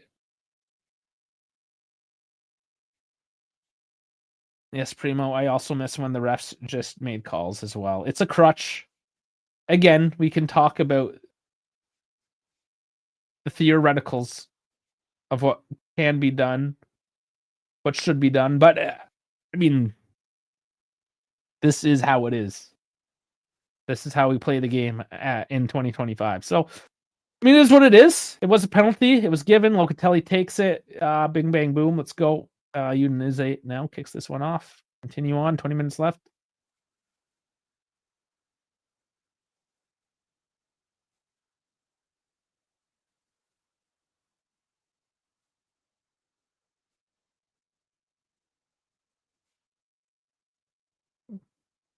What I do have to say, though, it is nice to have a penalty taker that doesn't stutter. Just takes the penalty. Just takes the ball.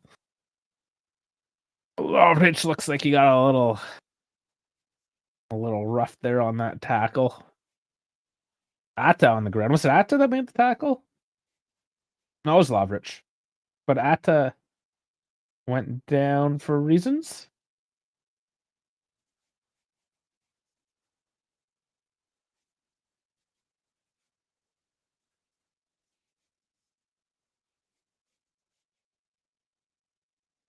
I mean, that's also good for Locatelli. He doesn't get too many goals. I mean, even in FC 25, he's very highly rated at FC. So I do keep him on my team. Ridiculous stamina. You can play him every single game 90 minutes and it doesn't matter. Fake world. But I understand that. But even in that fake world, Loca only gets a couple of goals a season. When like my main guys get like 40, 50, right? So even when FC highly overrates the man, he still can't score in that game.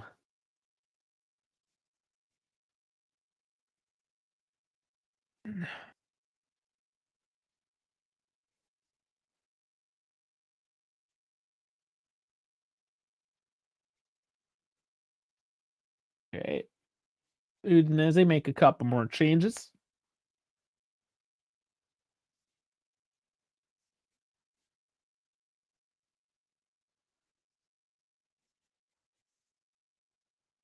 Yildiz continuing on down the left with the pass in. Not very good.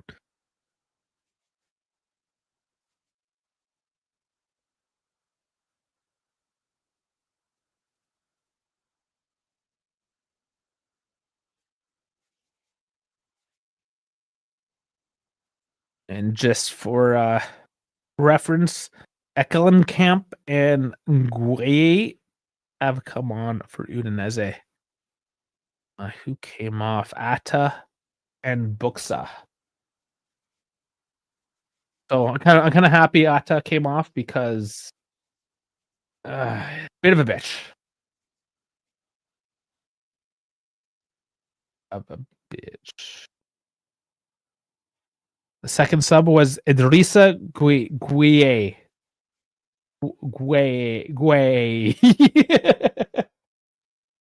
Something like that. I know what you want to call him.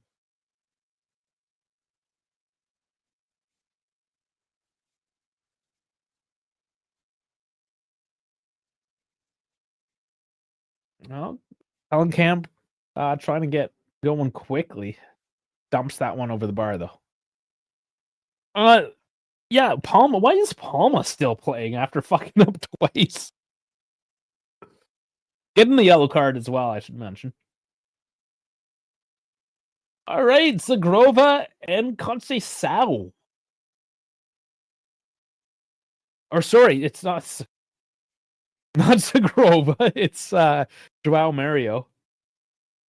I just saw a bit of his hair and went off it. I'm a bit dumb. Okay, Jonathan David, Cabal Moretti coming off. Openda, there we go. Joao Mario, Conceição, and Openda. That is leaving one more substitution on the table. I'm actually a little surprised Yildiz is getting some rest here. Maybe Zagrova comes on for him in a bit.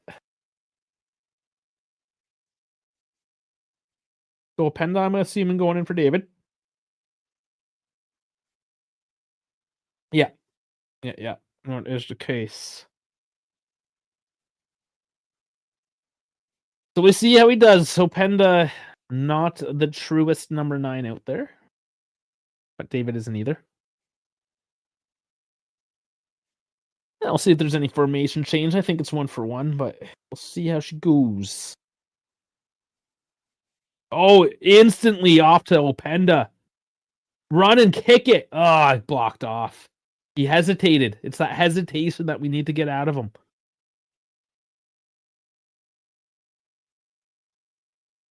Yeah. Doesn't use his speed. That's maybe a lack of confidence that he hasn't really built up here in Serie A. Now, I don't know. Like there is less space that deep in the pitch in Serie A. Granted, I mean, you gotta break that down. Gotta watch the tape. You gotta. I mean, I don't know. You gotta figure it out, man. If Ciro Immobile can do it and get Capo Cannonieri, God damn it, Openda can do it.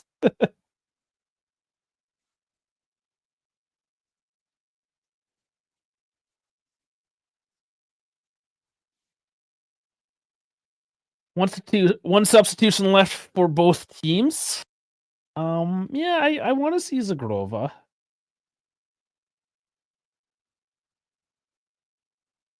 Kostic, Thurdom, Agic. I mean, I think you're going to see Zagrova before Agic, assuming Zagrova is good to go, which I think he is for a few minutes.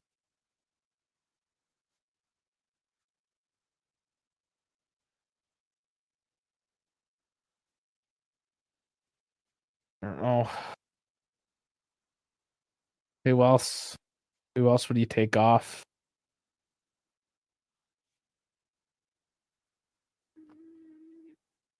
Ezibue tries to go wide, but overcooked. I'm still going at it, though. Substitutions adding a little bit of speed for Udinese. It's a little bit uncontrolled, but I mean, it's making them move around a little bit, keeping us on our toes.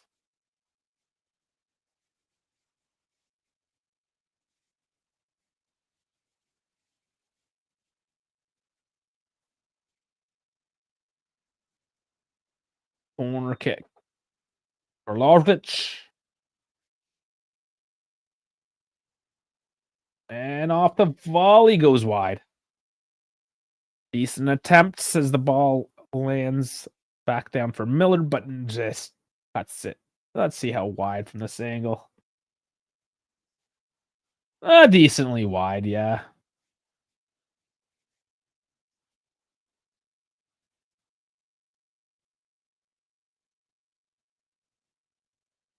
And just how late the substitution is going to be, because we're already at the 77th minute, I can see it being Zagrova just coming on for 5 minutes.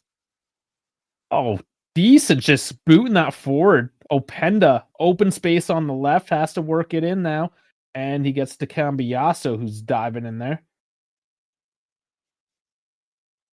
Settle down, though. Yildiz trying to control it. And once again, they don't jump on that open space that they were given.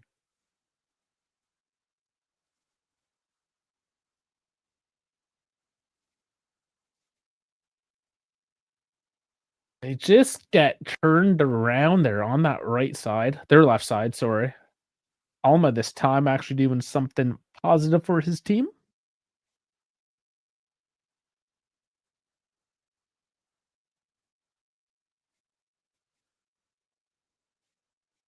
Yeah, I'm surprised Palma's getting a full game out of this one. They got Goglicije, Christensen. I guess 2 of them. They're probably just they don't have a lot of defenders either. They're clearly just resting.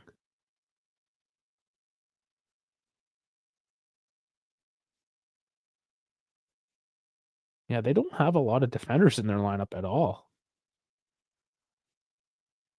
5 total? Playing a back three and you only have 5 defenders? Okay.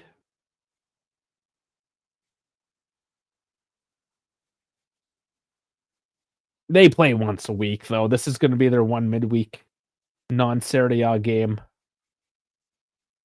I guess they can get away with it, barring any crazy injuries.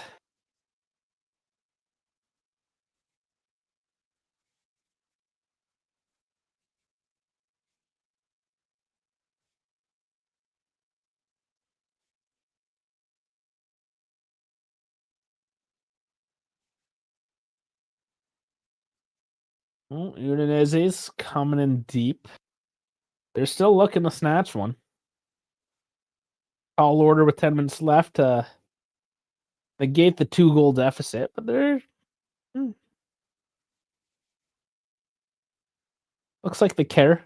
Eklund Camp actually is trying, coming off the bench, making a name for himself.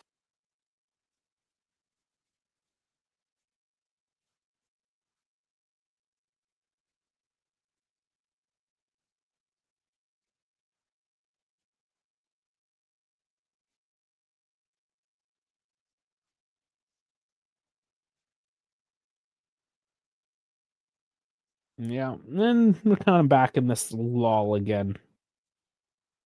Oh, giving away. Say lull. It mostly means a lull from Juve as Udinese. They win a foul there off Locatelli.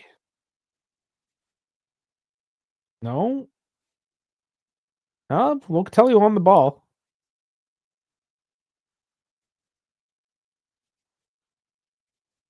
And Christensen is coming on. Finally, better be for Palma. Let's see. Nope. It's for Soleil. Which again just tells me he's just rotating the squad, getting through this game, playing it because they got it. Chiro forgot about the game. Yeah, buddy, you can catch in the last few minutes.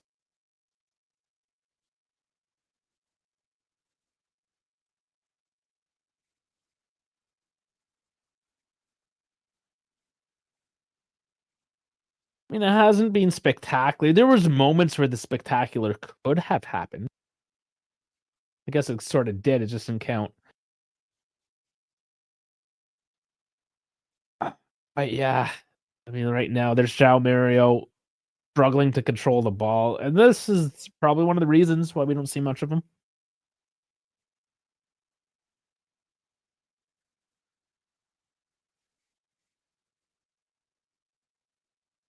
Would love to see Zagrova give Yildiz a few minutes rest, though. This deep in the game, I mean, it's I believe we're under control here.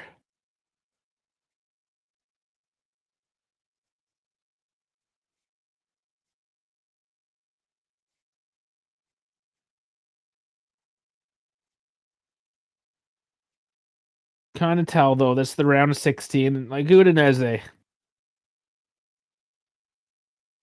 they know their situation, you know. Other than a couple players that look like they're really into it right now, I think we're just gonna see this one out in the last 7.5 minutes now. Moretti 10.2 kilometers as well as Lovric, but Moretti's sitting on the bench, so that makes sense why he got taken off. He put in a hell of a shift in those 70-ish minutes he was on. And there is Zagrova coming on for Yildiz. As suspected. So there's 7+ minutes for Zagrova. So he's going up from playing 5 minutes a game to 10 minutes a game. This is positive.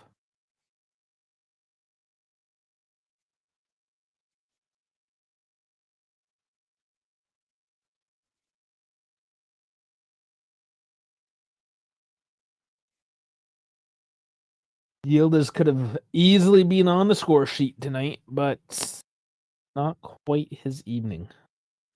But I did mention that I would love to see some offense coming from outside of Yildiz tonight, and it certainly has. So from that perspective, I am happy. How's it going, Dave? I was wondering when it'd show up. No, celebrate the 6-1 win. Oh, I 6-1. I witnessed history today, man. Oh, is that your best win ever? No, the fourth best actually, but still, like for me, the highest score in my life, like that. No, not in my lifetime. I'm lying, but the highest one I actually like experienced. Okay. Well, congratulations. Was it a cup game or league? Yeah, cup game. We're into the quarterfinals, man, as a second division team. Nice. I guess that's a pretty big deal. Yeah, it is. No, but next round is where the Leverkusens will wait, the Oh Bayerns, yes. Oh yes. Stuttgarts. So yeah, But you but get to. it was fun while it lasted. That's always exciting too, though. Even though you're most Yeah. likely going to lose, but going up and playing against Oh, you're your. still going to the stadium to celebrate. You're going for the atmosphere and all of that. So Mhm. it will be fun, anyways. Do you know yet who you're playing? No, that will No. be determined on the weekend, I believe. Today and tomorrow are the games, and we find out at the end of the week, I think. Oh, they draw. Yeah, yeah, Oh, yeah. yeah. We don't have a tournament tree like it gets drawn. Interesting. Okay. Well, we certainly have one. We're going to play Atalanta or Genoa. We play tomorrow. Yes. Yep. Yeah. Leverkusen is still in the lead versus Dortmund as well. Leipzig 3-1 versus Magdeburg, another second division team. So yeah, man. And it's a 7-game winning streak for us as well. Yeah, you guys have been picking it up this year. Are you guys gonna get your promotion? Dude, I hope so. We clawed back from 11th position to now 6th position, but 3 points behind the second place, which would That's be close. direct promotion. Yeah, I hope so, man. I hope so. man, that's one more game Yeah. potentially. Okay, Openda, How Chico, how is Juve doing? Chico, hold up! Oh, what a block! I have to get you the stream. Oh my God, they're sliding all over the place. I mean they're winning 2-0, so kind of tells you what's up. I looked into the stats at halftime and we were damn like dominant. Dominance a bit generous. Yeah. A Yeah, it little. looked like Oh, from possession stats, passing, and momentum chart, and all of that. sure. I mean, it was good. I'm not going to say it was bad, but it's also like how bad. How bad Oh is yeah, Udinese? yeah, You know? yeah. I understand. Yeah, man. Yeah, I got the stream going in the other room.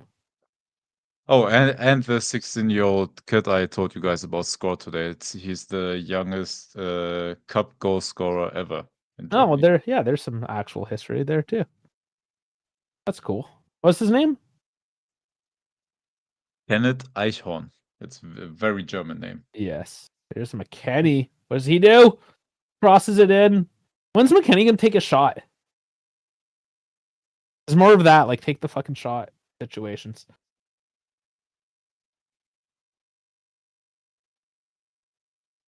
Yeah, Udinese had a horrendous first half. They did absolutely nothing. Oh. No shots on target. They didn't do sweet jack all.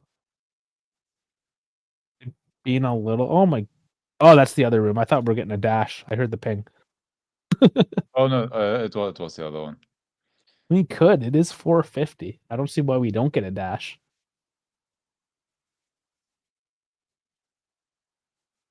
The Garova's getting hauled down. There's a call. And it took a bit because I made a stop at McDonald's. So Oh, McDonald's. I had fast food today as well. It doesn't happen too often. But well, I wanted to go for a good old classic bratwurst, but the lines were so long. We said, well, just let's go. Like after the game, then eat something. But yeah, yeah, that's unfortunate. Yeah, we have this place called Mary Brown's. It's from Newfoundland, the East Coast. But it's a fried chicken place. It embarrasses KFC. Not even close. Yeah. So Dude, KFC's chicken, like compared to others, is not even good. Like, it's okay. Like, you can eat it. But you can like throw But Popeyes in the mix. Like Popeyes can go fuck yeah, itself. Like Mary I Brown's is never, just I never had Popeyes before. I did not and yet. it's whatever. It's okay. It's whatever. If you ever come to Canada, get you some Mary Browns. Yeah. Okay. But yeah, it was my buddy, one of my employees' birthday, and instead of doing a cake, whatever, because his wife like bakes cakes and everything, so he doesn't need a cake. Yeah. Oh, turd Drow Mario, that was a horrible cook. Oh, that was a bad shot. Yeah, he just really likes fried chicken, so I was like, all right, I'll get a bucket of chicken then. Well, that was her birthday celebration. I enjoyed it. I think that's way better than having a slice of cake. Having a chicken meal, fuck yeah. Popeyes is like the cheap piece of shit around here. Yeah, man. Mary Brown's is actually the expensive chicken place, but it's one of those things. Like it's kind of worth it just to get the extra quality. Yep. Like their taters, nobody touches their fucking taters. Like you can fuck with their chicken. It's not like their chicken is over the top, but their taters and their salads, everyone else can go fuck themselves. Yep. Taters. Like they bread their taters as well. They're the wedges, Mm-hmm. and they use like the same chicken coating on it. Yes. Oh, yeah. 90th minute, 5 added on. My time did not update. What happened there? Oh God. Oh, I was wondering. I thought, huh? Why is the game still? Why is that much time left? No. I was like, it did start counting. It just stopped for some reason at some point. It's updated now though, and we have 69 viewers. I always mention it because I have some Nice. child. Hey, we all have some child in us left, right? Fuck, Popeyes are saying 17 US for 3 small tenders and a small side. That is actually kind of crazy. The one I've wanted to 17? try from America is Raising Cane's. Is that any good? I heard of it. I've seen it. I could have went. I saw it when I was in Nashville, but I'm like, I'm not going to a chain when I'm in Nashville when I can go to Hattie B's, which is like the famous Nashville hot chicken. It's like, yeah, I'm not fucking with chain food. You know, like literally down the street is like the OG. Yeah.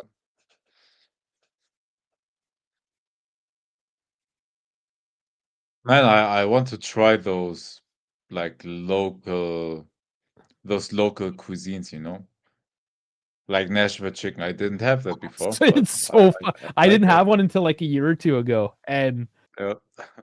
it's just because somebody else that I worked with, they had gone down for work like a previous time, and this one guy just didn't shut up about the hot chicken. Like, how good could it be? And I went down and I like beeline to fucking to the restaurant. That run is nice. Oh, come on, Joe! Oh, that's another one. There's gotta be another one. I thought he played the ball. Did he play the ball? I'm just reacting. That might have been playing the ball. Looked like ball. Oh, but they are checking. Oh, no, he gave the corner. Okay. Check over. Oh, that looked clean to me. Yeah, it's nice to see Zagrova. Obviously, he's on very managed minutes at the moment. Extremely managed minutes. Oh yeah, Gatti went off with an injury too. Non-contact injury. Oh, so more injuries, yeah. Yeah. But Cabal's back, so I mean, I guess there's something. It's something. I mean, I need to see Zagrova and Yildiz on the pitch at the same time. That's what we need more of. Zagrova, headed out. I gotta sting the face a little bit. They're taking it quick. They're keeping the pressure on Udinese right now. Substitutions want to get a point up.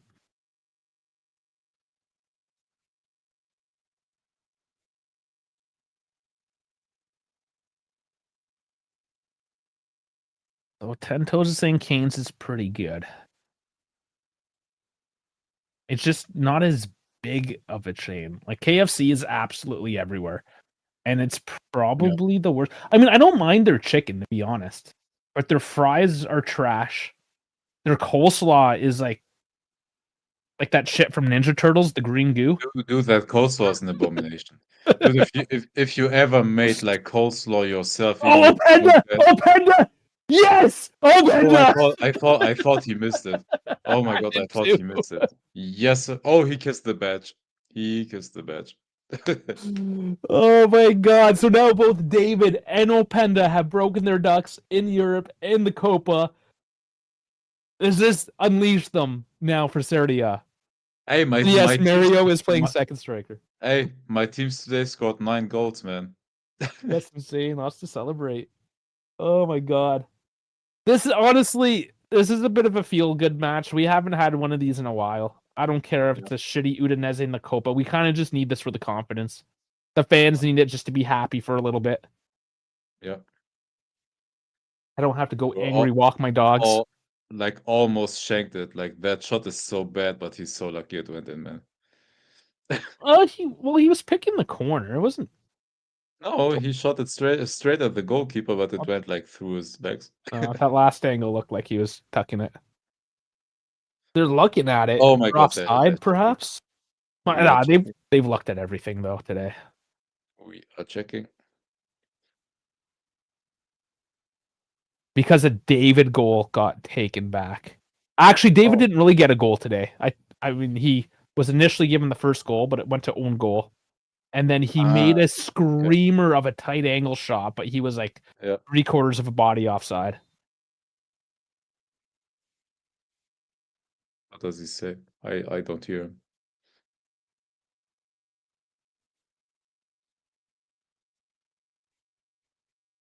Offside? Offside. Oh, so it wasn't Openda. Who was offside? Must have been João Mario then. Oh, that is pretty. Yeah, it was Mario. Oh, come on! Yeah. Oh, that's half a foot. That's so tight. That's annoying. That's 2 goals. I mean, the David one was a lot more clear than that. Yep. Oh, fuck, dude. Those are 2 goals that I'm stripped of. But those are positive signs. So, yeah, I mean, Openda and David not credited with any goals today, but a step forward, hopefully, in their confidence. If like from what I saw in just like a couple of minutes that I watched, like they put pressure on the opponent. So yeah, and that's it. So that's the least. Ends as 2-0. Could have been 3, could have been 4. The big thing is that we're scoring. We're scoring. The other big thing is that our defense didn't leak today. And there wasn't any like real out and out holy fuck moments like, oh my god, that should have went in. Good way to Primo working and watch. No. There we go. I'm back. Yeah, I wish I could do this I could watch the game at work. I just couldn't do this at work. Oh man.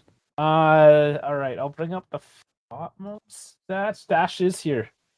Oh my god. You all right? Perfect. Okay. I've been holding it in, so I'm gonna take a break and let you two go at it. All right. What did I just get thrown into? Hey, you take it away. I bet you watched more of the match than I did. Yeah, I watched the Spalletti masterclass.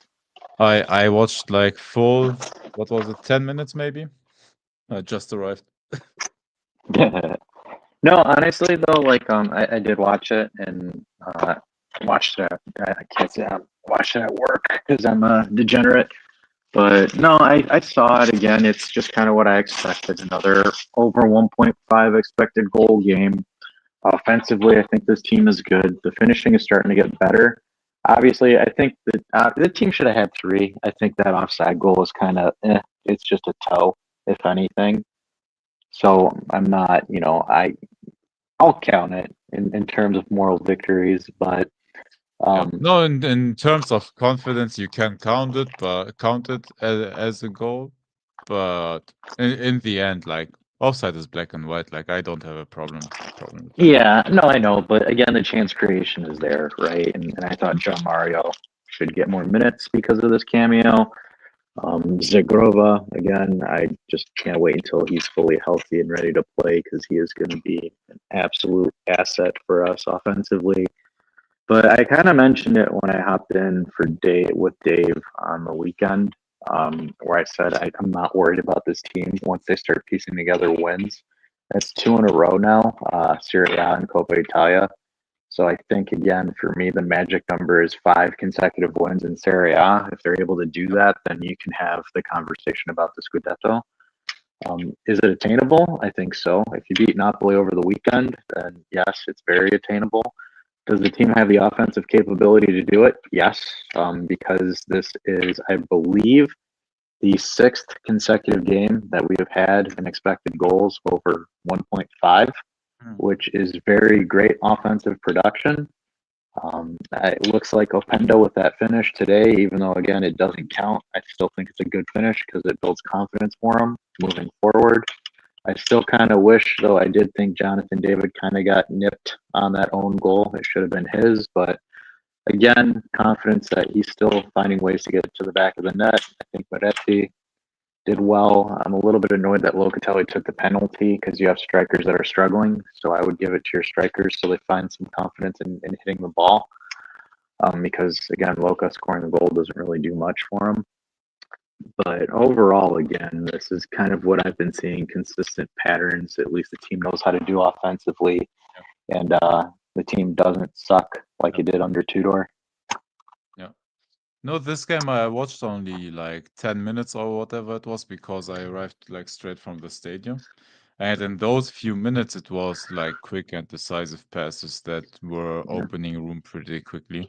Now, could have been as well. I don't know if Udinese opened up in the in the end. I don't know how they played, overall through the game, but It's like the few minutes I watched, it wasn't looking bad. Yeah, and Udinese played a traditional like a cup game, right, where they're trying to sit back, try to push the game to be goalless as long as possible.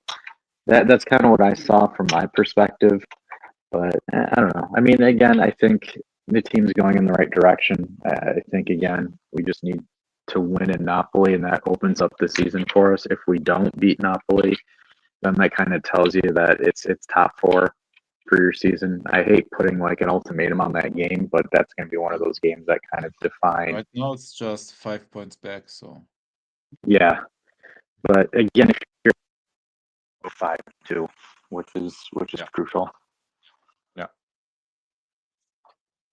Yeah. No, you would basically bring it down like it's a 6-point game, basically. Like you bring it down to a 2-point gap, and then you're just like a game behind, and they're like let's not get too ahead of ourselves, of course, but yeah. No, I always like thought that this team has potential to do something. Hence why I like predicted them in second place. But now it looks like the team is gaining some confidence. And yeah, I know, Primo, you're saying these adult men need the confidence boost. They actually do, man. Like it's called hold on. It's called repetitions. Jesus Christ. Winning like winning is curing a lot. Like winning, gaining confidence, scoring, assisting, all of that like gives you like a routine and confidence just to go through a game and not play scared. Like it helps. Yeah, it's all about repetitions. The more repetitions, the more easier it gets. Right now, there hasn't been much repetitions because you have Doofus Tudor that put them in terrible positions and they didn't get proper repetitions. And right now, we're getting a lot of those repetitions in. It's just we need to iron those repetitions out and we'll be good to go. Like, it's not, oh, adult men need confidence. You need repetitions. Nobody is good at something that they just hop into. Players that transferred into a new country and a new team that played with a bald doofus of a coach that didn't know how to line up his own damn shoes, let alone a team. you're not going to get enough repetitions on how to score and how to tackle the defense. Now that Openda, David, Zergova, and all of them have more opportunities to attack the back line, now they're going to get more, not for lack of a better term, they're going to get more abilities and opportunities to get comfortable, get a feel for the defenders, and get a feel for what they're going at. And, ideally, would I want them to be more decisive? Absolutely. Because, yes, we're creating 1.5 goals a game, but I don't know how long that'll last. I mean, I think based off of the style of play, it's sustainable, but there's going to be games where you need to be decisive, and hopefully they get enough repetitions in their leg to do that. Because Lord knows the Italians can't, because they all suck. Primo might be watching still. Be easy on him. Well, no, it's just because he made that comment, and I'm just like, all right, here we go. I'll dance. I would like to see you dance, actually. There's a lot of things people want to see me do. But yeah, I am actually a little surprised that the XG did go up to 1.57. It was fairly low in the first. Mind you, anything had it not been offside, it would have gone even higher. Well, and that's the thing. Had it not been offside, had it not been an own goal. So the second half, funny enough, when I go back to the momentum, we controlled the first half quite easily. The second half, not so much. But that just goes to prove that, like, when you absorb that bit of pressure, especially Udinese, you couldn't really control that ball. And then you just make that counterattack and you get that forward movement going and you open up that space. But like you were saying, it's that killer instinct, that final touch that is still failing us, that lack of decisiveness to just put your fucking foot through the ball. Yeah, it'll get there. It just, again, you need repetition. Yeah. And exactly that momentum chart you have there was that's what I saw at halftime. That's why I thought like we were dominating the game, because it looked like it was all Juve. Well, it was all Juve, but that's why I want to be careful in using that word dominant. Because were they in control? Were they clearly the better team? Yes. Was it a dominant performance? That's a bit too generous to say. I think it's subjective. I mean, we're being pedantic over this, but like, who cares? Like, yes, we were in control, but it's just that killer instinct does not exist. We are being, like, for example, right now, this is a good problem to have, right? Because the way that the team performed today, it's one of those, we're kind of nitpicking at certain things. Like, did Udinese look really threatening? And, like, did the numbers show that they're threatening? No, not really, but... XG 0.11. 0.11, yeah. Like, not 4 threatening shots. at all. All shots coming in the second half. They didn't put anything on target. And that goes leading back to the previous point. Like, was Juve dominant? I mean, Udinese literally did not got a shot on target in the first half, right? So, right. And again, right, that's a good problem to have. Like, I'd rather sit here and discuss that than, like, for example, the past, what was it, first month and a half of the season, where we're sitting there like, what the fuck position are we playing? What are we doing? What is Tudor even thinking about? Like, we're not, that was, I hated doing those streams because we're just kind of sitting there throwing things against the wall and like, what the hell is going on? Right? Where it's like, now we're kind of like sitting there where it's like, okay, we need to kill it. Like, hold on, let me phrase my words here. We're having a discussion about us having a killer instinct versus what are we even playing right now. We're not talking about the financial report, right? Like that's kind of the baseline. Like, yes, we're talking about actual there's actual like sporting stuff to talk about. Yeah, we're actually talking ball, because now we kind of understand what Spalletti wants to do and how he wants us to play. Like, the midfield passing and the movement, with the limited ability that this team has been surprising that we're able to get this level of production. Because, like, McKennie and Locatelli aren't passers. And I'm happy that he's factoring Moretti into the squad, too, because Moretti is probably the better passer out of that entire group. He is. But the fact that we're creating a 1.5 XG with the midfield that we have, that to me in itself is something to give Spalletti props to.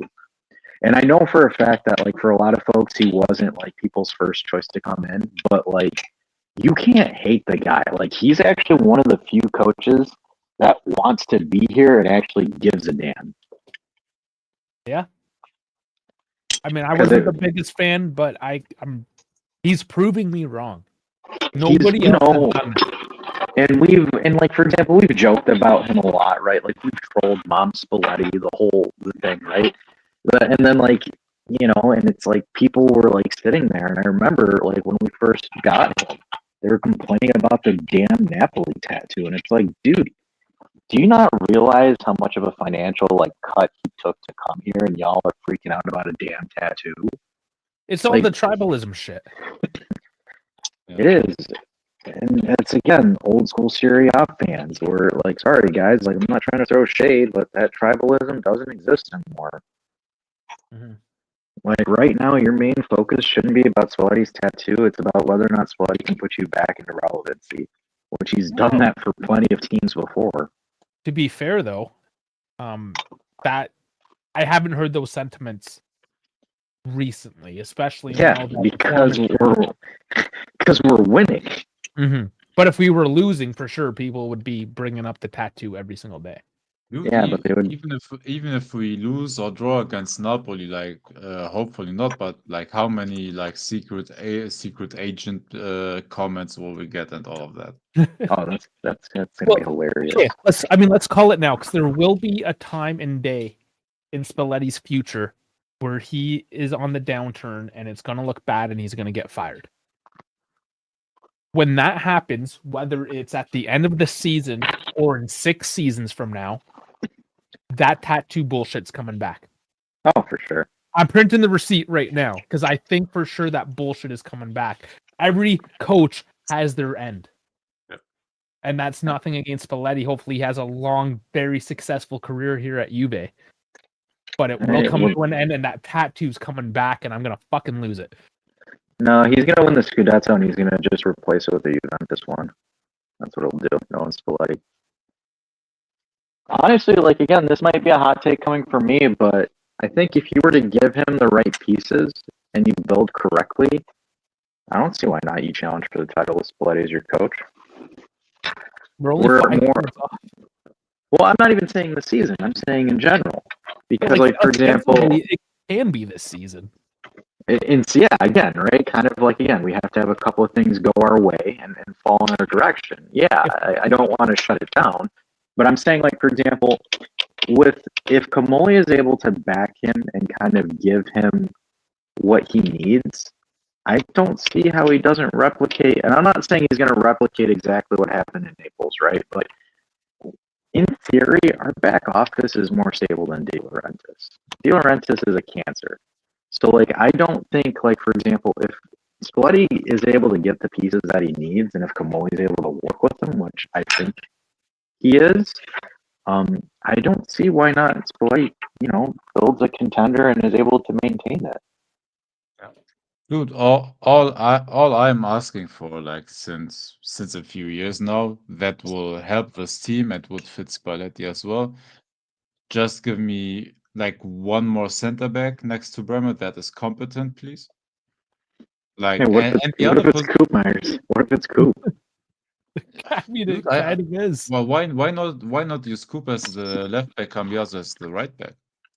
Or how about João Mario? Because João Mario, I think, like that. Yeah, no, I think we have enough pieces that can play fullback. Actually, that's why I say, like, give me a competent center back, and honestly, a ball playing midfielder is what I'm asking for a couple of years now. But and honestly, I think offensively we are set.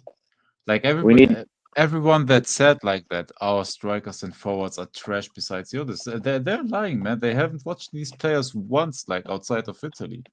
Zero ball knowledge, or they're Italian sympathizers. That's what I'm saying, dude. People are saying, Openda had a trash season. Yeah, he didn't have a good season, but that Leipzig team didn't even, like, qualify for Europe. It was that bad. But the seasons before that were good.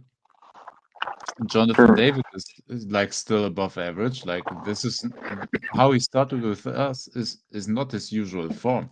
even if he performs below the level he performed at Lille, like at some point he will score more goals, and you're seeing that now slowly.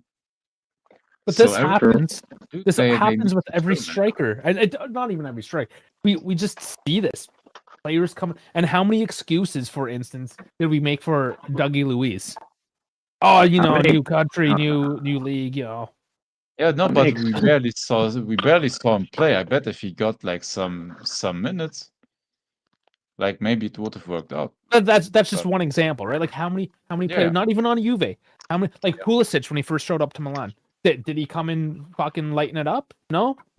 Took a little bit. He got injured, and now they're talking about how he's one of the greatest Americans to ever play in Serie A. So I think he is. you know, I was gonna say, isn't he I think he is. Like he's one of the best American players anyway. Ever. It's just ever. Yeah, no, exactly. Like that's the conversation now, right? So why would he be one of the best in Serie A ever? No, true. Okay, we can expand that then. I was gonna say, who's better than him? Alexi Lalas? That guy's buns. Okay, well, I mean, you're the American. Which Americans played in Italy? Yeah, Alexi Lalas, Weston McKennie, Timothy Weah. No, he's Canadian. Sorry, I would have said Buchanan, but he's Canadian. Yeah, sort of. He's one of those sort of Canadians. He wasn't even gotta take this crap. Dude, he was there for a year and they got rid of him, man. Where does he play? I saw his name somewhere. He went back to France. So where did he go back to? Fuck. Belgium. Villarreal? Yeah, it's Spain. I'm going all over Europe here. Yeah, I think you're right, Villarreal. Buchanan. Alrighty, kids, I gotta take off. All right. Well, thanks for stopping by. Yep, Villarreal. No problem. All right, Dash. Bye. He's gone already. Yeah, so now we lost our American. So I guess we're going to stop talking about Americans. But no, the example was that, okay, yes, Jonathan David's Canadian, whatever. Like, he is coming from that part of the world. No, North America. You know? And Serie A, despite its lack of, like, technical quality in recent years, like, it's still a very high league. It is still very technical. A lot of strategy involved, a lot of coaching involved, and then it just takes time. And I'm going to use that Pulisic example. And Primo says, yeah, he was one of the few good players for Milan last year. Yeah, which is true. Like, Milan didn't have the greatest years, and Pulisic was one of their shining stars of that season, and he continues to be this season. And it just, he's gotten better year after year. Yeah, his first couple seasons were not so great. I mean, yeah, he put up a few points here and there. That's what we're probably going to get from David. He'll get a couple goals. It'll be nothing special. People say, "I'll get rid of him." Fuck, blah blah blah. In 2 years from now, I mean, what do we have? They don't understand. Like, even if he's trash, we got him for free. You can bench him. Like, there's no need to. Like to trash him. Either he works out and he will be great, and if not, like, you can rid of him for all profit, whatever you get from him. So we need to be chill to, like, there's no need to trash them this early. And one of the indicators too from the weekend, there's that footage there on social media of Spalletti yelling at a fan that was yelling about David and that how he's not fit. 'Cause, I mean, he didn't have the greatest game. One of the fans was irate and yelling about it, saying he's not fit. And Spalletti defended him. Like, very aggressively defended him. So, from that perspective, it tells me that Spalletti does see something. Like, he knows that there's something there. It's just yet to be unlocked. And, like, to complain about his fitness, David can run around all fucking day. That's not the problem. The problem is getting into that position, putting your foot through it. And that takes time and space in Italy. Something he came from France. He's got all fucking day in France, like, relatively speaking. Completely different football as well. Yeah, completely. It's not even there's no similarity other than we're talking about top European tier football, right? Like French football is more physical, athletic. which is a lot like more North American ball football, playing, right? more control over the game. Like it's So he's coming from the North American style that goes to a French, which is a lot more technical. I'm not trying to compare like the MLS to League. I was gonna ask, like, what is the American style? Dump and chase. Okay. Dump and chase, elbows up. So boot it forward, press, win it back. Yeah. Or try to win it back. Yeah, pretty much. It's all athleticism. Which again, like David has, he can run all fucking day if you want him to. It's now tuning that in and focusing that energy into a more technical and tactical endeavor. And So that is going to take time. Vlahovic is rumored to be gone for 3 months, yeah? 5. How about 5? Oh, 5. So Yeah. we definitely need do we need a new striker, or do you use your Openda there? You use Openda and David in that role, and you develop, I'm going to assume, some sort of like false 9 perhaps style with it. So the other option is doing like a 1-2 with Yildiz in the slot and using your wingers, Zagrova, Conceição, Openda, or David, however, you know? Like we have options. We have enough options. Yep. That yes, David's technically a second striker that he's like a 9.25, let's say. You know, like because then like we have like two, like, I know they are different, like Openda and David. They are very different. One likes to be more in the half space, but like both are like mobile modern strikers. I would say like it wouldn't hurt, like if it's possible in any way to get like one just pure number 9, you know, that is tall, that can like head a cross in or whatever, like something like that. Like if there's a loan option. Yeah, like what 10 Toes is saying. You just get some old guy willing to do 6 months. Yeah, exactly. That's what I'm thinking. Yeah. Just to have it as a backup, like in case you need something like that I'd be fine with. But as Primo says, like just to have the profile, like if you're in the need for a physical big striker. Yeah, it gives you options. You can play with just a traditional 9, but you can also use your backups. Use false 9. You know, whether you want a top 2, a top 3. You have options. Hey, midfielder is for me the priority, man. You need that ball player. Now Moretti, I mean, we could scrape by with Moretti. Is there any possibility to get Dougie back? No, not really. So this is the issue. So I don't even want to talk about January signings. Yeah. Because we have 0 money. Yeah, I know. Like we actually have minus money. Yep. You're right. We can't, unless it's a dry loan situation for 6 months where we're talking a couple million bucks. Maybe we can work something out. I don't know, man. No, you're right.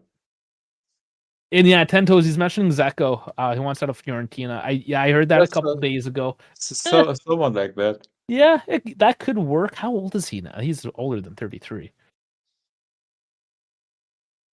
Both look it up. 39. Yeah, I thought he was up there, 39. But I mean, you saw who am I thinking of? Obviously Ibrahimovic. Fuck man, I'm so bad with names. That guy played for Fiorentina there, the Frenchman. The Frenchman, Years Giroud. back. Well, Giroud is another example from Milan, yeah. Oh my god, no, he played for Fiorentina for a couple years. Fiorentina. Yeah, he's a Frenchman. Striker. Oh fuck, somebody help me out. It's good. It's such a Lacazette didn't play at Fiorentina, right? No. Ribéry. There you go. Thank you. Oh no. Yeah, but we're talking strikers, man. I know, and I just realized as soon as I heard the name. Okay. Okay. Oh, but you still thought of Ribéry. Okay. Yeah. No. Okay. So not a striker. I thought, but yes, Ribéry was the guy. But just, I mean, as an example, as an old guy, and he had a good couple years. Like when he played for Fiorentina, I'm like, holy fuck! Like he still got it. Like Ibrahimovic, like Giroud. Yeah, if Zeko can come in and he's not that same profile either, though, right? Like that's but he's still scoring for Fiorentina, man. He developed a very strong old man game where he doesn't have to move a lot, but he knows how to position himself in the box to get tap ins, to get himself into a good position to finish it. Like he's still very good at that. And he is very good in aerial duels as well. So yeah, see if I can wouldn't find mind something salary. like that. He's currently on 4.2 million euro, That's a lot. but he wants out. So yeah, I mean, like, how much would he come here for 6 months if he just wants to get out?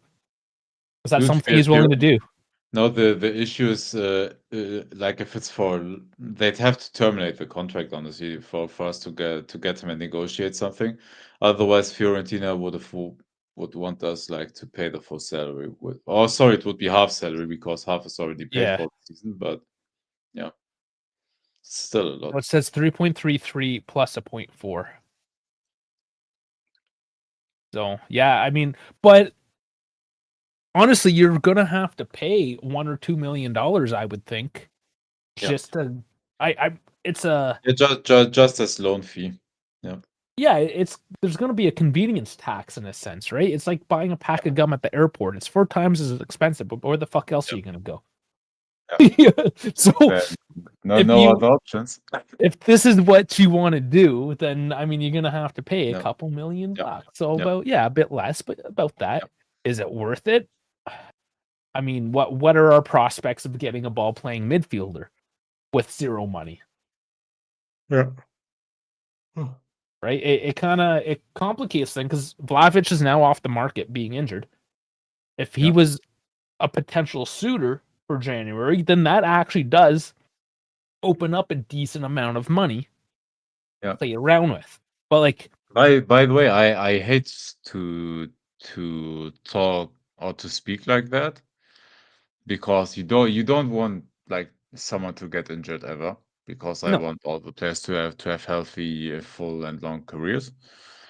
But the Vlahovic injury actually helps us to retain him, because no team will throw big money at him. Number one, because the inconsistency already, and now to be off for half a year is a lot, man. So what I'm going to be interested with in terms of Vlahovic is how cocky he comes to the negotiating table, because Juve are now going to be like, listen, your prospects are shit, and you know it. Yeah. This is our offer. Yeah. What's it going to be? Yeah. Like, I dare you to go somewhere else. This helps our negotiating side. This is a good position for us. Unfortunately, I don't want to say that because it's still injuries and you don't want them to happen, but it helps us on the negotiating table. So I mean, we are also out of our primary striker for the rest of the season. So I mean, also not good. What is good though, silver lining, is that it's gonna force David and Openda to get those minutes to hopefully get that consistency and hopefully shut people up and prove them wrong. Yeah, I hope so, man. I mean, that's all we can hope for at this point, right? Yep. Well, shit. We certainly went on a tangent with that one. This is more like a Juve Essentials type of stuff. We're taking all our content for the midweek, which we still have to figure out if we're gonna either do tomorrow or Friday. Or Saturday. Sunday is an evening game. I think I can make that. Well, Juve Essentials is gonna be any day this week, but Thursday. You're gonna have to stay tuned. We figured it out. Yeah, well, we'll do something. This is what I wanted to show you guys.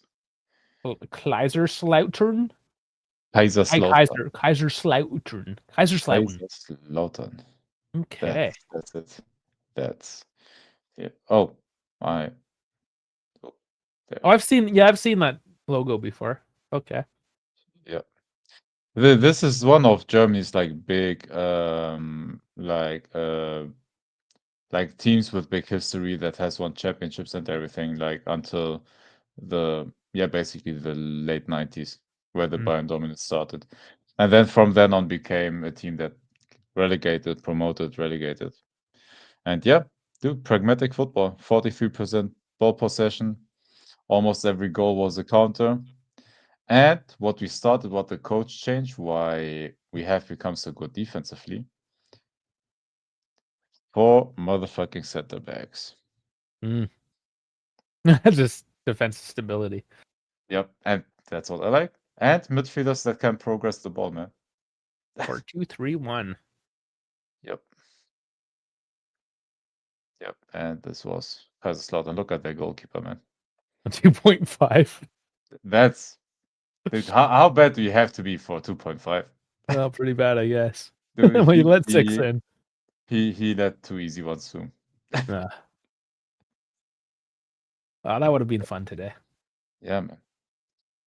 Yeah, dude, it was a fun game. I have never witnessed something like that. Like this is actually like I don't want to talk too much about it because it's not of interest for most of the chat. But Yeah, it's an exciting day.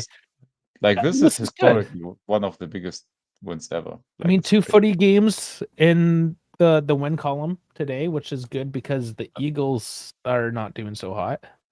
Yeah. So, bit of consolation for you. Hey, they won the Super Bowl last season, so I'm good. Like even with this season. I see. I see. I feel good. You're gonna be okay. Not like those LA Dodger fans that had to steal from the Blue Jays in the 11th inning. Fuck sore losers, man. No, the Dodgers won, but like I'm not a sore loser. I'm good. Oh shit! Even snuck in a baseball comment there. All right. Well, I think that about does it. We can save any other comments and of course any upcoming news for the Juve Essentials show. So all I can say, because we don't know, this is the last week. Thursday is going to be fucky for me because we usually just do it on Thursday. Yeah. Well, at least until the new year. But anyways, regardless, I implore you, please go down into the description and there is links to all of our social media so you can stay in touch. The easiest way, because it pings you, I always put an event ping and whatnot, is to go into the Discord. So there's a little QR code there in the corner for you that will get you right into our Discord. Use that platform. Otherwise, I mean, we got Instagram, we have X, we're streaming to Kick and Twitch. Our Juve Essentials and any special episodes will go on to Spotify as well. So literally, like we're trying to do everything here. So whatever your platform is, because I know a lot of you do listen on Twitter, a bunch of you on YouTube as well. Those are kind of the 2 main ones. But we're everywhere. If you have a preferred platform or even an orientation, because we stream vertical and horizontal, whatever it is, just get into that description and find the links to whatever platform you want. They're all there. And while you're scrolling down, you may as well hit the thumbs up. You may as well hit the like, the subscribe. Hit all the fucking buttons that make us look good. Do that. Make us look good. Dave, you always look good. YouTube, brother. YouTube. Oh, thank you. No, I'm happy you can join us and even dash for a little bit. 2 handsome days. What more could you ask for? If you want more, get into that social media so you know when we're coming back. I promise it's going to be sometime before Sunday. But Sunday for sure, we're here for the Napoli match at 2:45 Eastern. Prime time. All right, Dave. Well, yeah. I guess that's it. I fucking said it all. So catch you on the next one.